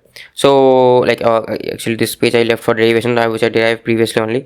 So here I've written the same thing. Like, so what is the conclusion? Basically the conclusion is I will get a like inside the conducting cylinder that can be replaced with a image line charge of equal magnitude and opposite sign at a distance r square by d from the center. Okay, I can totally replace this whole thing with a line charge of minus lambda, same magnitude, opposite sign. So let's do an example problem with this. Find the electric field at point P due to the following arrangement. So I have a line charge here and I have a cylinder as well, which is parallel. Okay, so where will it lie actually? So this is at 0 comma minus 4 comma 0 and this is at 0 comma 2 comma 0. So its axis is where, like its perpendicular axis is what? Sorry, this should be perpendicular. This should not actually axis of the line charge. This is perpendicular axis, right? Perpendicular axis, not parallel, perpendicular axis. So are they in the same level here? So this is 0 comma 2 comma 0, this is 0 comma minus 4 comma 0. Yeah, they are all, everything is the same symmetry level here. There is a line charge of 1 coulomb per meter. Then what are they asking? They are asking us to find out the electric field at point P, which is 1 2 3. Okay, 1 2 3 is somewhere around here only. Okay, somewhere around here. 1 2 3 will be at the top, somewhere around here. Okay, somewhere around here. So to find the electric field, so what will I do? I will just replace this whole arrangement with a line charge. I will not do anything, just replace this whole arrangement with a line charge. Okay, so I will just show you the 2D diagram. 3D diagram drawing it will be difficult. This is Y, this is Z. Okay, and here I have the cylinder whose center is at minus 4 comma 0. Correct, this is minus 4 comma 0, and I know there will be a line charge. I will just place a line charge, imaginary line charge minus lambda, whose distance I yet have to find out, but I know its distance from the center. I have remembered the formula, but even if you don't remember the formula, right, you can derive using these 2 points. Okay, that's it. And point P will be somewhere else. I will just do the computation for point P later on. And I have another line charge that is somewhere around here, which is at 0 comma 4 comma 0. No, sorry, not 0 comma 4 comma 0. This is at 0 comma minus 4, is it? Yeah. Okay, this should be much nearer.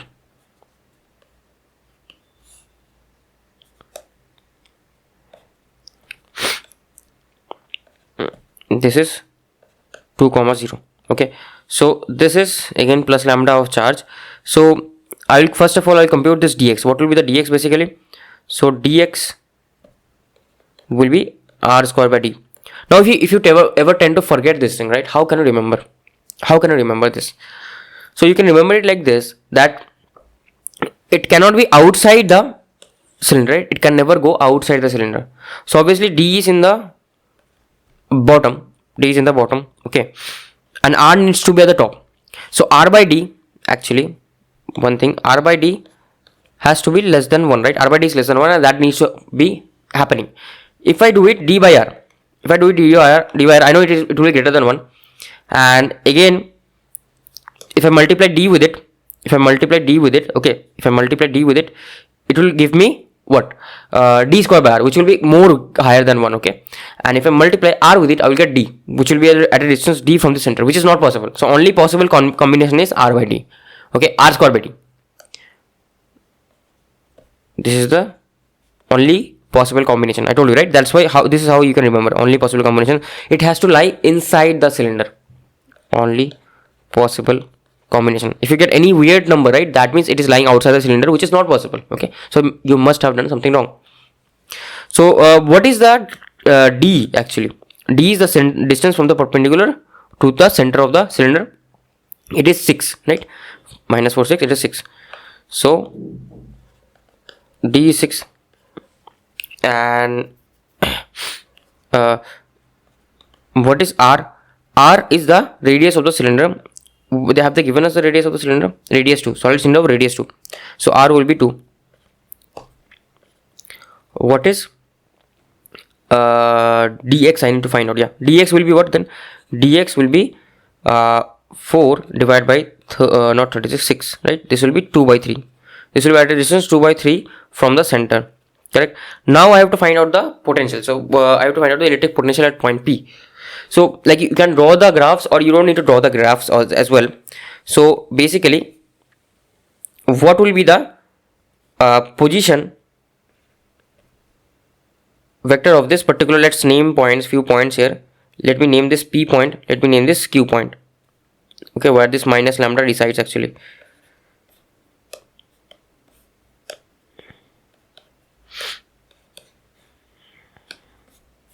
Okay, so I can write down the position vector of OQ. What is the position vector of OQ?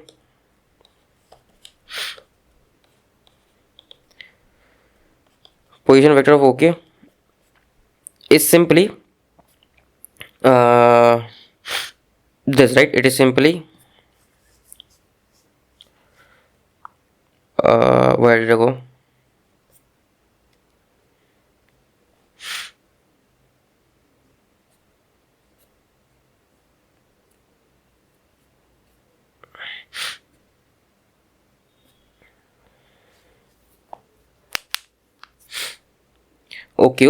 OQ is this. So what is OQ then? So what is the position vector of OQ? This is at a distance of 2 by 3 from the center, but this is at a distance 4, right? So this distance will be what actually? This distance will be how much actually? This distance will be 4 minus 2 by 3. So it is actually how much is it? Is it 12? 10 by 3. Okay, it is 10 by 3 simply. So this distance is 10 by 3. So OQ will be minus 10 by 3 AY direction, in the AY direction, and OP will be what? 2 AY direction. But what do I need to find out? Actually P is wrong actually. P point they have given, I should name this MN. Okay, that would be better suited. So MN, this is N, this is M. Okay, so this will be ON and M. Now what will be PN? That will give me the direction of R cap, right? AR cap direction. What is PN? PN is OP minus ON. What is OP? OP is this 1, 2, 3 point, right? How can I write this 1, 2, 3 point? AX plus 2 AY plus 2 3AZ. So this will be AX cap plus 2 AY plus 3AZ minus of AY. So this will come out to be AX plus, this is 6, this should be 6 actually, so this will be 16 by 3 AY plus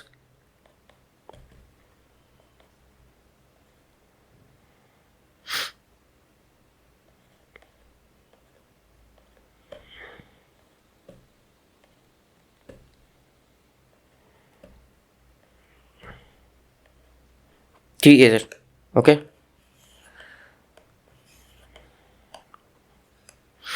so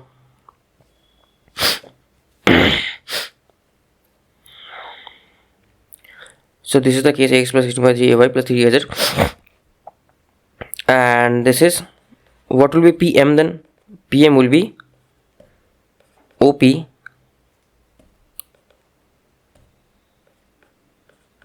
minus OM, and what is OM? 2AY, right? So it will be simple only, AX and plus 3AZ, because AY component will go away due to this 2AY, right? So actually I have to find out the unit vector along this direction, because that will be helpful to me. So what will be A cap PN? Okay, it will be divided by this thing, whole thing only, which I don't know the magnitude yet. So I will just compute that thing, magnitude of this whole thing.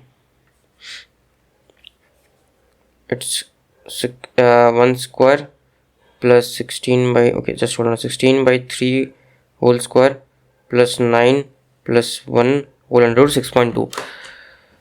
so this thing, right, this will be like, I'll just divide by the magnitude.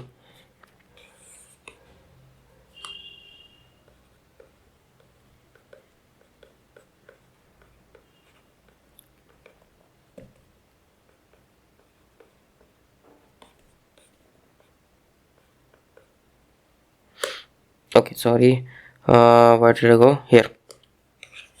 What about PM? What will be PM unit vector along that direction? So A cap PM, I will just divide by the magnitude, which is the same thing only. Okay, just divide by under root 10, that's it. Okay, so we got these two vectors. Now I have to write the electric field. So can you write the electric field? Electric expression will be what? EP will be due to two electric fields. First due to plus lambda plus minus lambda. What will be this? Like, what is electric field due to a line charge? This lambda by 2 pi epsilon r. Okay, lambda by 2 pi epsilon r. Lambda by 2 pi epsilon r. Okay, so I have to write down the distance here, r1 distance. So this will be this distance, right? Magnitude of p m, because it is a positive one, dot a pm rho, correct? And plus lambda is already lambda will already be taken. Remember, direction is with the a r cap. Okay, no, this will be minus lambda actually, sorry, because the sign of charge I have to put here, right? Yeah, 2 pi epsilon into magnitude of pn. Okay, dot, what is the direction? Direction is line joining these two, that is p n cap. Okay, I hope you don't get confused with the direction, because these things we have been cleared in the starting lectures, foundation lectures, and from here you will be able to write your answer. You can write your answer in terms of x, y, all these things you can do, but I hope you got the point. That's the important point. And how to solve this? Okay, they can ask the magnitude of the electric field at point P. Okay, they will not ask the direction, they will ask you the magnitude only. So to solve all this, okay, so we got the point how to solve these type of questions. This is a very, very good question. Now we will come to the next topic, that is point charge and a grounded conducting sphere. Okay, this time if I have a sphere and a point charge, then what will happen? Okay, then what will be the charge across here? So here actually I will take equal, not equal charges, opposite charges, but not equal. They will not be equal. So this mirror charge, right, will actually not be equal. Here this charge will be something else. Why is that the case? I will explain just in a bit, but we will not take it as equal charges. We will take it some random charge QS, which is of obviously opposite sign, to make the potential zero at this random point R. But we have to find out the electric potential at point P. But first I will find out this QX and RX. So how do I go about it? Same thing, right? Okay, this has, I have named this as DI for some weird reason. We can name this anything. Okay, this was DX, I think. This was DX previously. So I'll name that only. We'll follow the same convention. So this is DX, right? And from on point R, what is the distance? On point R, the distance is simply RX. So this is the distance that I'm talking about. This is RX. This is capital R.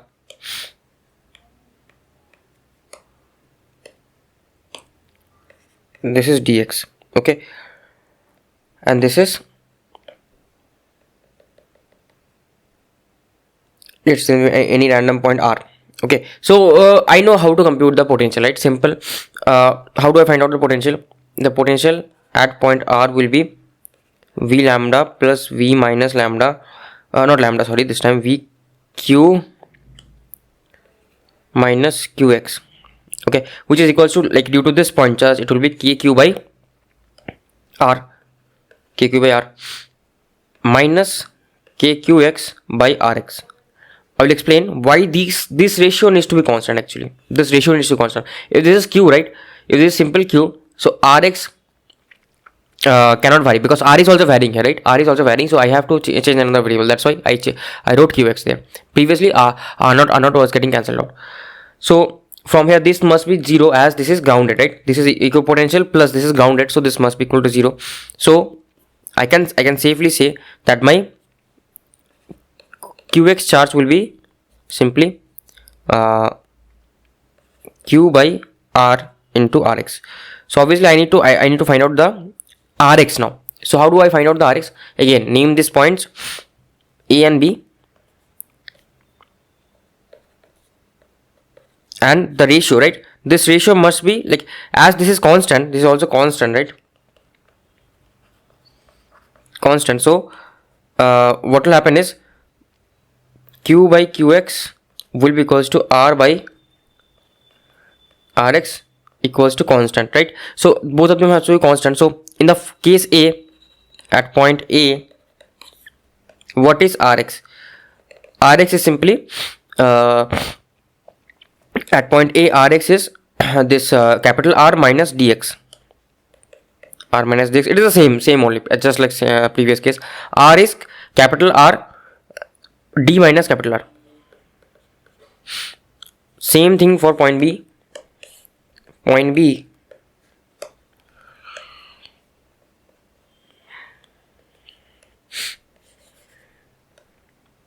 point b is this d plus capital R. Point b is d. So rx will be what? Rx will be this dx plus capital R. Dx plus capital R, and r will be d minus d plus capital R. Okay, so these two ratios must be same. Again, if rx by r is constant, again I will get back the same relationship, that is my dx will be equals to r square by small d. So I will replace this. I will replace this here actually. So if I replace this here, what will I get? My qx will be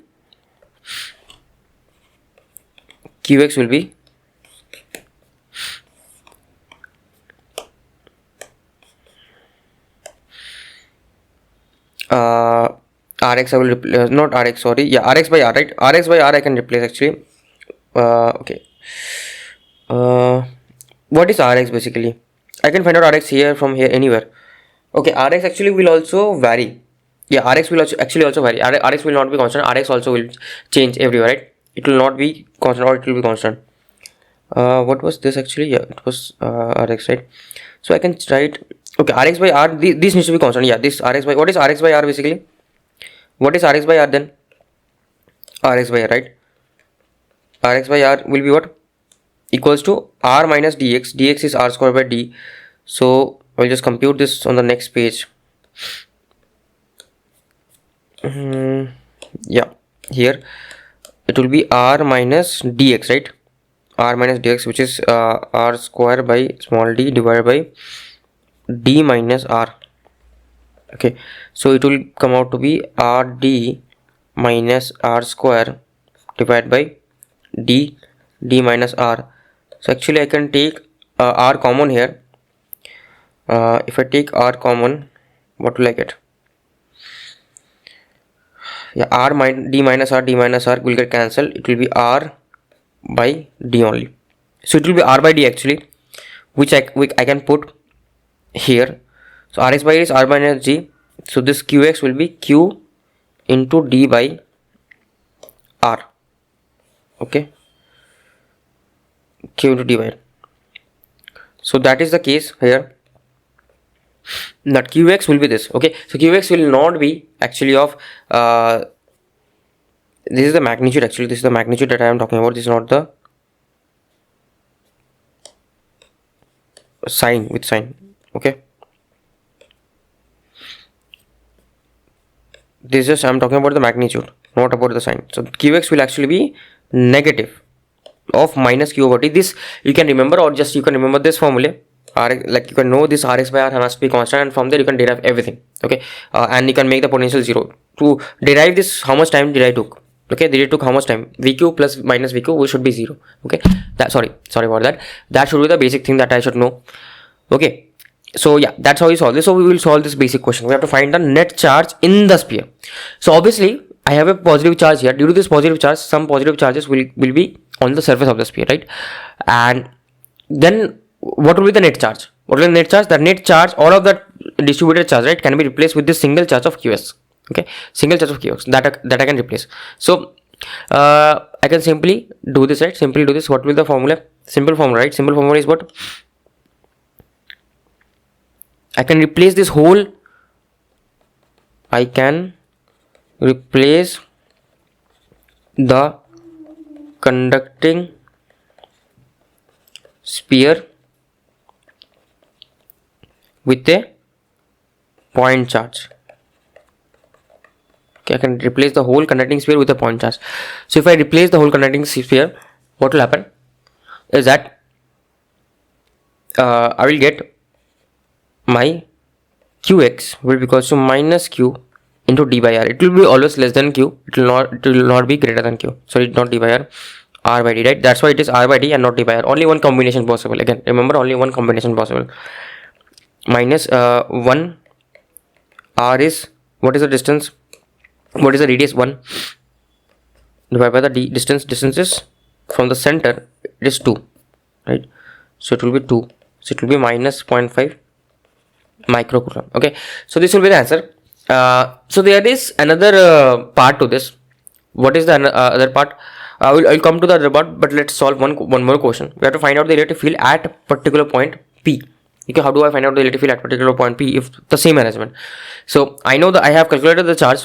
Okay, I can just compute the electric field due to this qx and due to the this point charge, right? So what I will do, I will just replace everything. Okay, what will be dx then?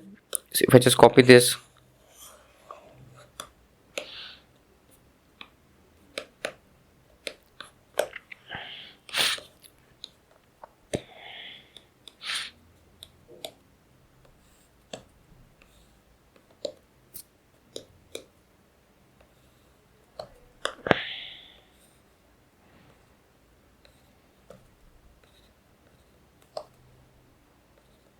what will be dx basically? So okay, sorry, not this. That's distance from the center. I will have a charge of minus qx here at the distance dx. What is the dx distance? You know, right? What is the dx distance? Dx distance is r square by d. R is 1 by 2. That would be 0.5 units. Okay, not meters, units. So 0.5. So basically my let me name this point again, some random point as m and n. This is m, this is n, and point P is here, right? So my am like om will be simply 0.5 ax cap, and my o, not m, sorry, this will be o. Okay, let's replace this.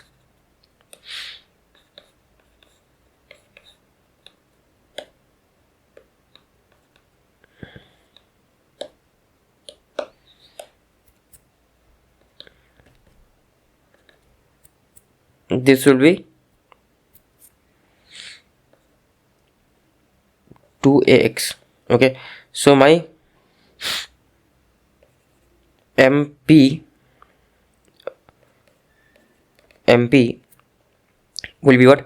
Mp vector will be simply this will be actually, or it is pm.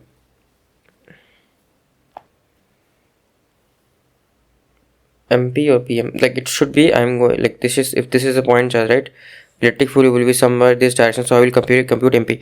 Okay, in the previous question maybe I have done some mistake. I'll just quickly go back and yeah, this question, right, do I really need to calculate PN? So the point P was where actually, that I needed to know. So the point P was somewhere around here. it should repel. It should not go towards the B point, should not terminate, it should repel actually. So actually I need to calculate BP. Okay, I actually need to calculate, not this, I need to calculate, yeah, sorry, okay, AB were already given. I need to calculate MP and not PM. Okay, my mistake. Yeah, actually the electric field will be radially outwards, so I had made a mistake here. Everything will be same, just this will be flipped. Okay, just my mistake, because it is positive charge, so it will be opposite. Okay, it will be opposite, it will, okay, sorry, this PN will be same only. Okay, I will just clear the confusion. This is negative charge, right? So this is negative charge, this is negative charge, somewhere here I have negative charge, so the point P will get attracted to it because it terminates, electric field terminates at negative charge, so it will get attracted, the point P will get attracted in this direction, and as this is positive charge, it will be repelled. So I will write from here, this B point I'm going to that point, and from P point I'm going to this particular end point, right? So yeah, this is correct, PN is correct, but this is wrong actually, this is wrong. Okay, this direction is wrong, actually it should be MP. Okay, as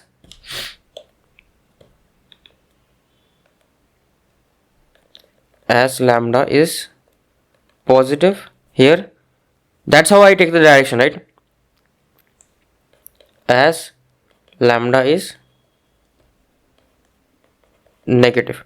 Okay, just go according to the direction. I hope you are not confused with respect to the direction. So it will be negative, just minus ax minus 3az cap divided by root 10. Okay, so yeah, this thing is wrong, this is not correct. Okay, yeah, I also got off-sided a bit because there are so many things going on, you will make a mistake. Same thing will happen in your examination as well. So many things will be going on that you will make some mistakes. So only try to solve those questions in the first batch that we are absolutely sure about, the method that we are absolutely sure about. Only try to solve those questions in the first batch. Okay, so minus qx plus qx MP. So actually this will not, yeah, this will be MP only, this will be radially outwards because this is positive charge. So MP will be OP minus OM. Correct? And the previous case, did I do the same thing? Again, I am just checking through whether I have made another mistake or not. Okay, actually I have written this thing anyways wrong. Okay, this thing is anyways correct because this thing was written wrong here. Okay, I made so many blunders here, I'm really sorry. It should be final minus initial, right? I'm making so many blunders. Okay, here also this is again wrong, right? This should be final minus initial, not initial minus final. I'm so sorry for it, guys, so sorry. Yeah, so this actually will be opposite. Oh my god, I made so many mistakes here. This will be negative and this will be plus only. Okay, so what will happen is this will be okay, this will just flip its sign, that's it. Okay, this will be the case here. I'm so sorry, I have made so many blunders here. So yeah, this will be minus ax, this will be plus, not plus, sorry, yeah, this will be minus only, yeah, correct. Okay, yeah, sorry about that, I'm really sorry about that. If you find any other mistake, do let me know, but it's best to my knowledge. So here this should be OP minus OM. So OP is again AX plus 2AY plus 3AZ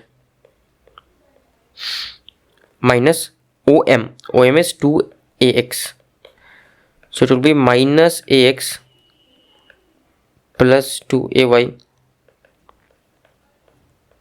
plus 3AZ. Okay, so what will be the unit vector along that same direction?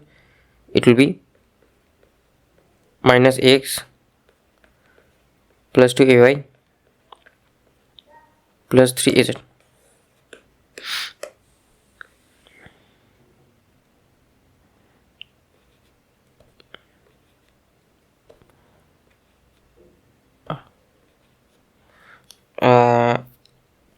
Under root not 10, actually this will be under root 14.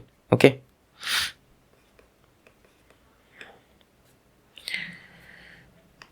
so this is the case.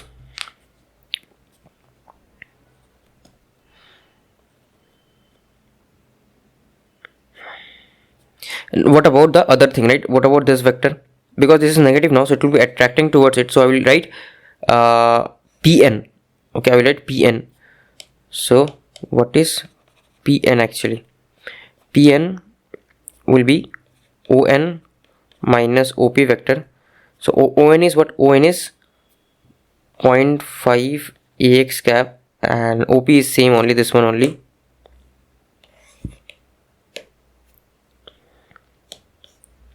So it will be minus 0.5 AX cap. Okay, this whole thing is minus, right? Minus 2 AY cap minus 3 AZ cap. So this overall thing is 9 plus 4, that is 13. 13 into 0.25. So it will be the same thing in the direction APN.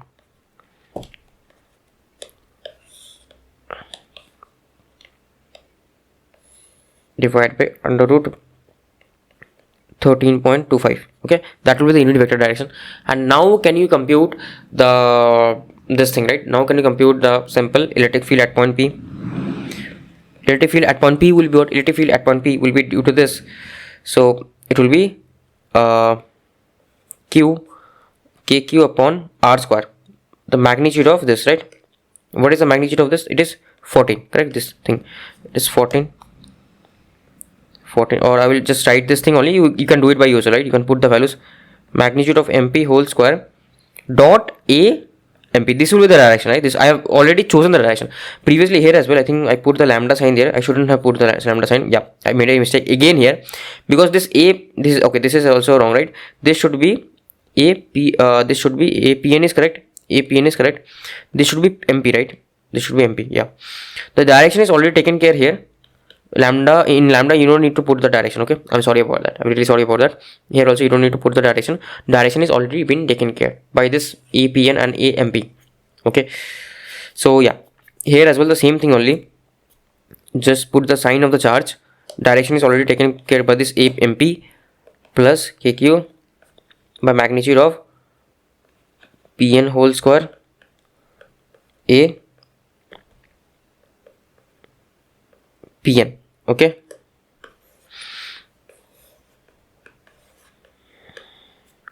so this will be the electric field expression. You can do all this, like don't need to waste much time. Just last concept is left, that if the sphere, right, is not grounded, it is not grounded, it is not isolated, actually it is not isolated, it is not grounded. Okay, then what will happen is that, actually what happens is that if I place extra charge here, right, as it is not it is isolated. Previously it was not isolated. This case, right, if I see this case, this is not isolated, right? If some positive charge will come, it can actually go to this ground path. Okay, it has the path of ground. So what happens, whatever minus negative charge is getting generated over here, the same positive charge is also getting generated, that actually goes to the ground. Okay, so this earth can give me infinite amount of charges. So initially this whole sphere had no charge, so this was totally non-isolated system.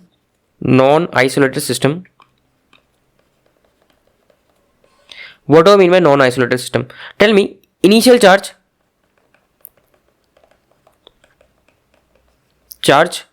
was 0, and final charge, should it be 0? It depends, because if I have, like you are saying that due to this plus q charge, I have generated minus qx charge here, but initially this has no charge. According to charge principle, it should conserve its charge. Whatever charge this body had, it should have the same charge, but the difference is I have earth here, so earth can provide infinite amount of charge. So I will say earth provides negative qx charge. Okay, because it has infinite amount of charge, it can provide anything. So earth provides this extra negative qx charge, right? But in this case, if the system is isolated, then what will be the charge? Like what will be the charge? Actually, this potential will not be 0 anymore. This potential will not be 0 because this is not grounded. So this is a isolated system isolated system. Now this is an isolated system. Whatever the initial charge was, let's say due to this q, I have generated minus qx charge. But obviously, if minus qx charge has been generated, plus qx charge will also be generated. In the previous case, it was going down to earth, but now it will not go down to earth because I don't have anywhere to escape. So another plus qx charge will also get generated, and due to that plus qx charge, this potential will be non-zero, but it will be constant. It will not be zero, but it will be constant. That is the most important point that you need to take care. Okay, because if I have generated minus qx charge, I will generate plus qx charge as well. Okay, because it is not an isolated system, so charge needs to be conserved. Okay, charge conservation principle.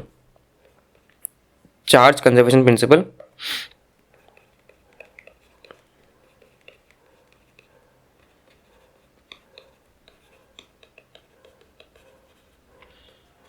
Q initial equals to Q final. So initial 0, Qx I had charge plus Qi. So this is minus Qx, right? I have generated minus Qx of charge. So Qy needs to be plus Qx. Now why is it at the center? This thing you have to remember. Why is it at the center? Because simple thing is, like you can use the Gauss law as well. Simple thing is that you will have to maintain a constant potential, and only due to this plus qx charge, right? Every point, if I have a charge at the center only, I will get a constant potential. If I have a charge here, actually I will not get a constant potential, right? This minus qx and this q actually make the potential 0. This minus qx and plus q make the potential 0 at all points. But I need a charge that will be placed, that I know the magnitude and sign of it, that is plus qx. I need to place somewhere inside the sphere. Where will I place it? So that the potential always remains constant. I have to place it exactly at the center. That is the reason I will place it exactly at the center, right? So that the potential to be constant at the surface of the sphere. So these are the few things written over here. Okay, not very interesting thing. Just I will write here one more thing. Previously, in the previous case,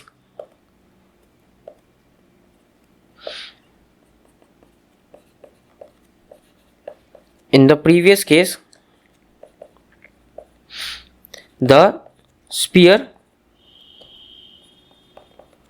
was grounded, hence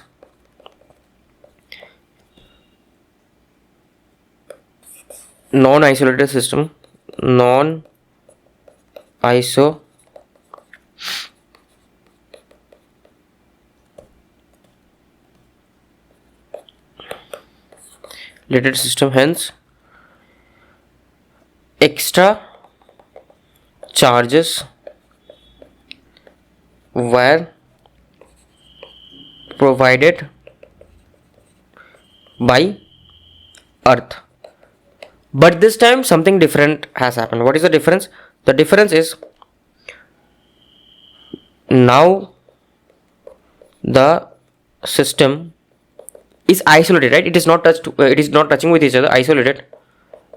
Hence, this is just by induction. If you remember, just by induction. All these are fictitious things. This is not real actually. All these are fictitious things. Just I am trying to mimic the condition what will happen. Okay. So now the system is isolated. Hence, charge conservation principle. Charge conservation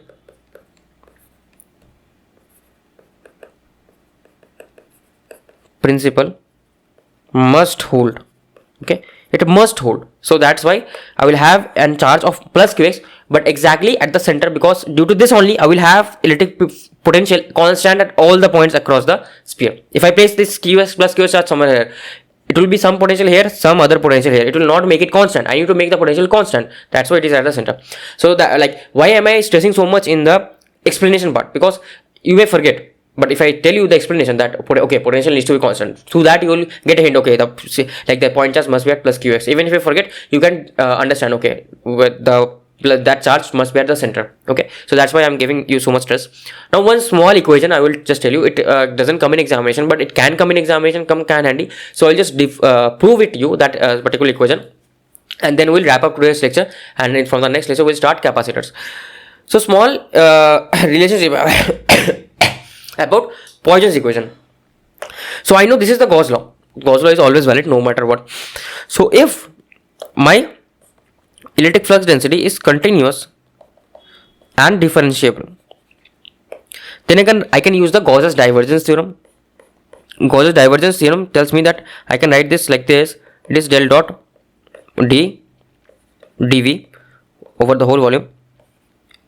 This also I can write as rho v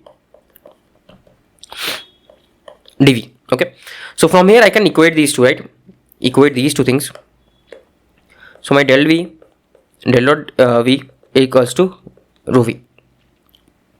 This we already know this. I think I have done previously as well. This I can further write as epsilon is a constant. Del dot d equals to rho v. Okay, so what I do, I write in terms of potential. So now what is actually E? E is, if you remember, gradient of potential, electric potential, negative gradient of electric potential. So I can replace this, like I know E is negative gradient of electric potential. So this will be epsilon del minus of gradient of potential equals to rho v. Okay, epsilon I can take on the right hand side by epsilon. So this actually is what it is, the divergence of a gradient. So divergence of a gradient is basically the Laplacian operator, which is the del square v. Okay, equals to minus rho by epsilon. This is just a relationship, okay, that you should know. Okay, it's good to know, but you can derive it as well. And this is your Laplacian operator. Okay, that you should know. And there are few like different formulas for Laplacian operator. Okay, one thing is one basic thing is, if rho v is 0, right? If rho v is 0, if the volume charge density is, it is a source free region. This also, like in textual format, means source free or charge free region. If they ever mention this, then that means they are talking about this rho v thing, right? So if rho v is 0, then your del square v is 0. And how you should remember is, I will recommend you remember this. You first take the gradient of potential, then you take the divergence. Okay, I know it is lengthy, but do you really want to remember all these formulas? There is a formula for spherical coordinate as well, and that is very difficult. This formula is even difficult, right? How will you remember this many formulas? So my recommendation will be, for coordinate system you can directly remember this. Laplacian operator is equals to this. That it is simple to remember. But for other coordinate systems, just you use this. First you find out the gradient, then you find out the divergence. Okay, this much you have to do, else doing this, remembering this much things will be very difficult. So yeah, that's it basically for this lecture. I hope you learned a lot of things from this lecture. This lecture was actually pretty big and actually pretty conceptual. If you couldn't understand, please go back and watch it, rewind it again. I also made a few mistakes, and this method of image charge concept is very good, and few times they have asked good questions, and in the next few years also I'm expecting many good questions from this topic. And trust me, no one else will be able to solve this question, because no one teaches this much depth about the method of images. So it is very important for you to learn the method of images. So yeah, that's it basically for this lecture, and I will meet you in the next lecture. Until then, happy learning.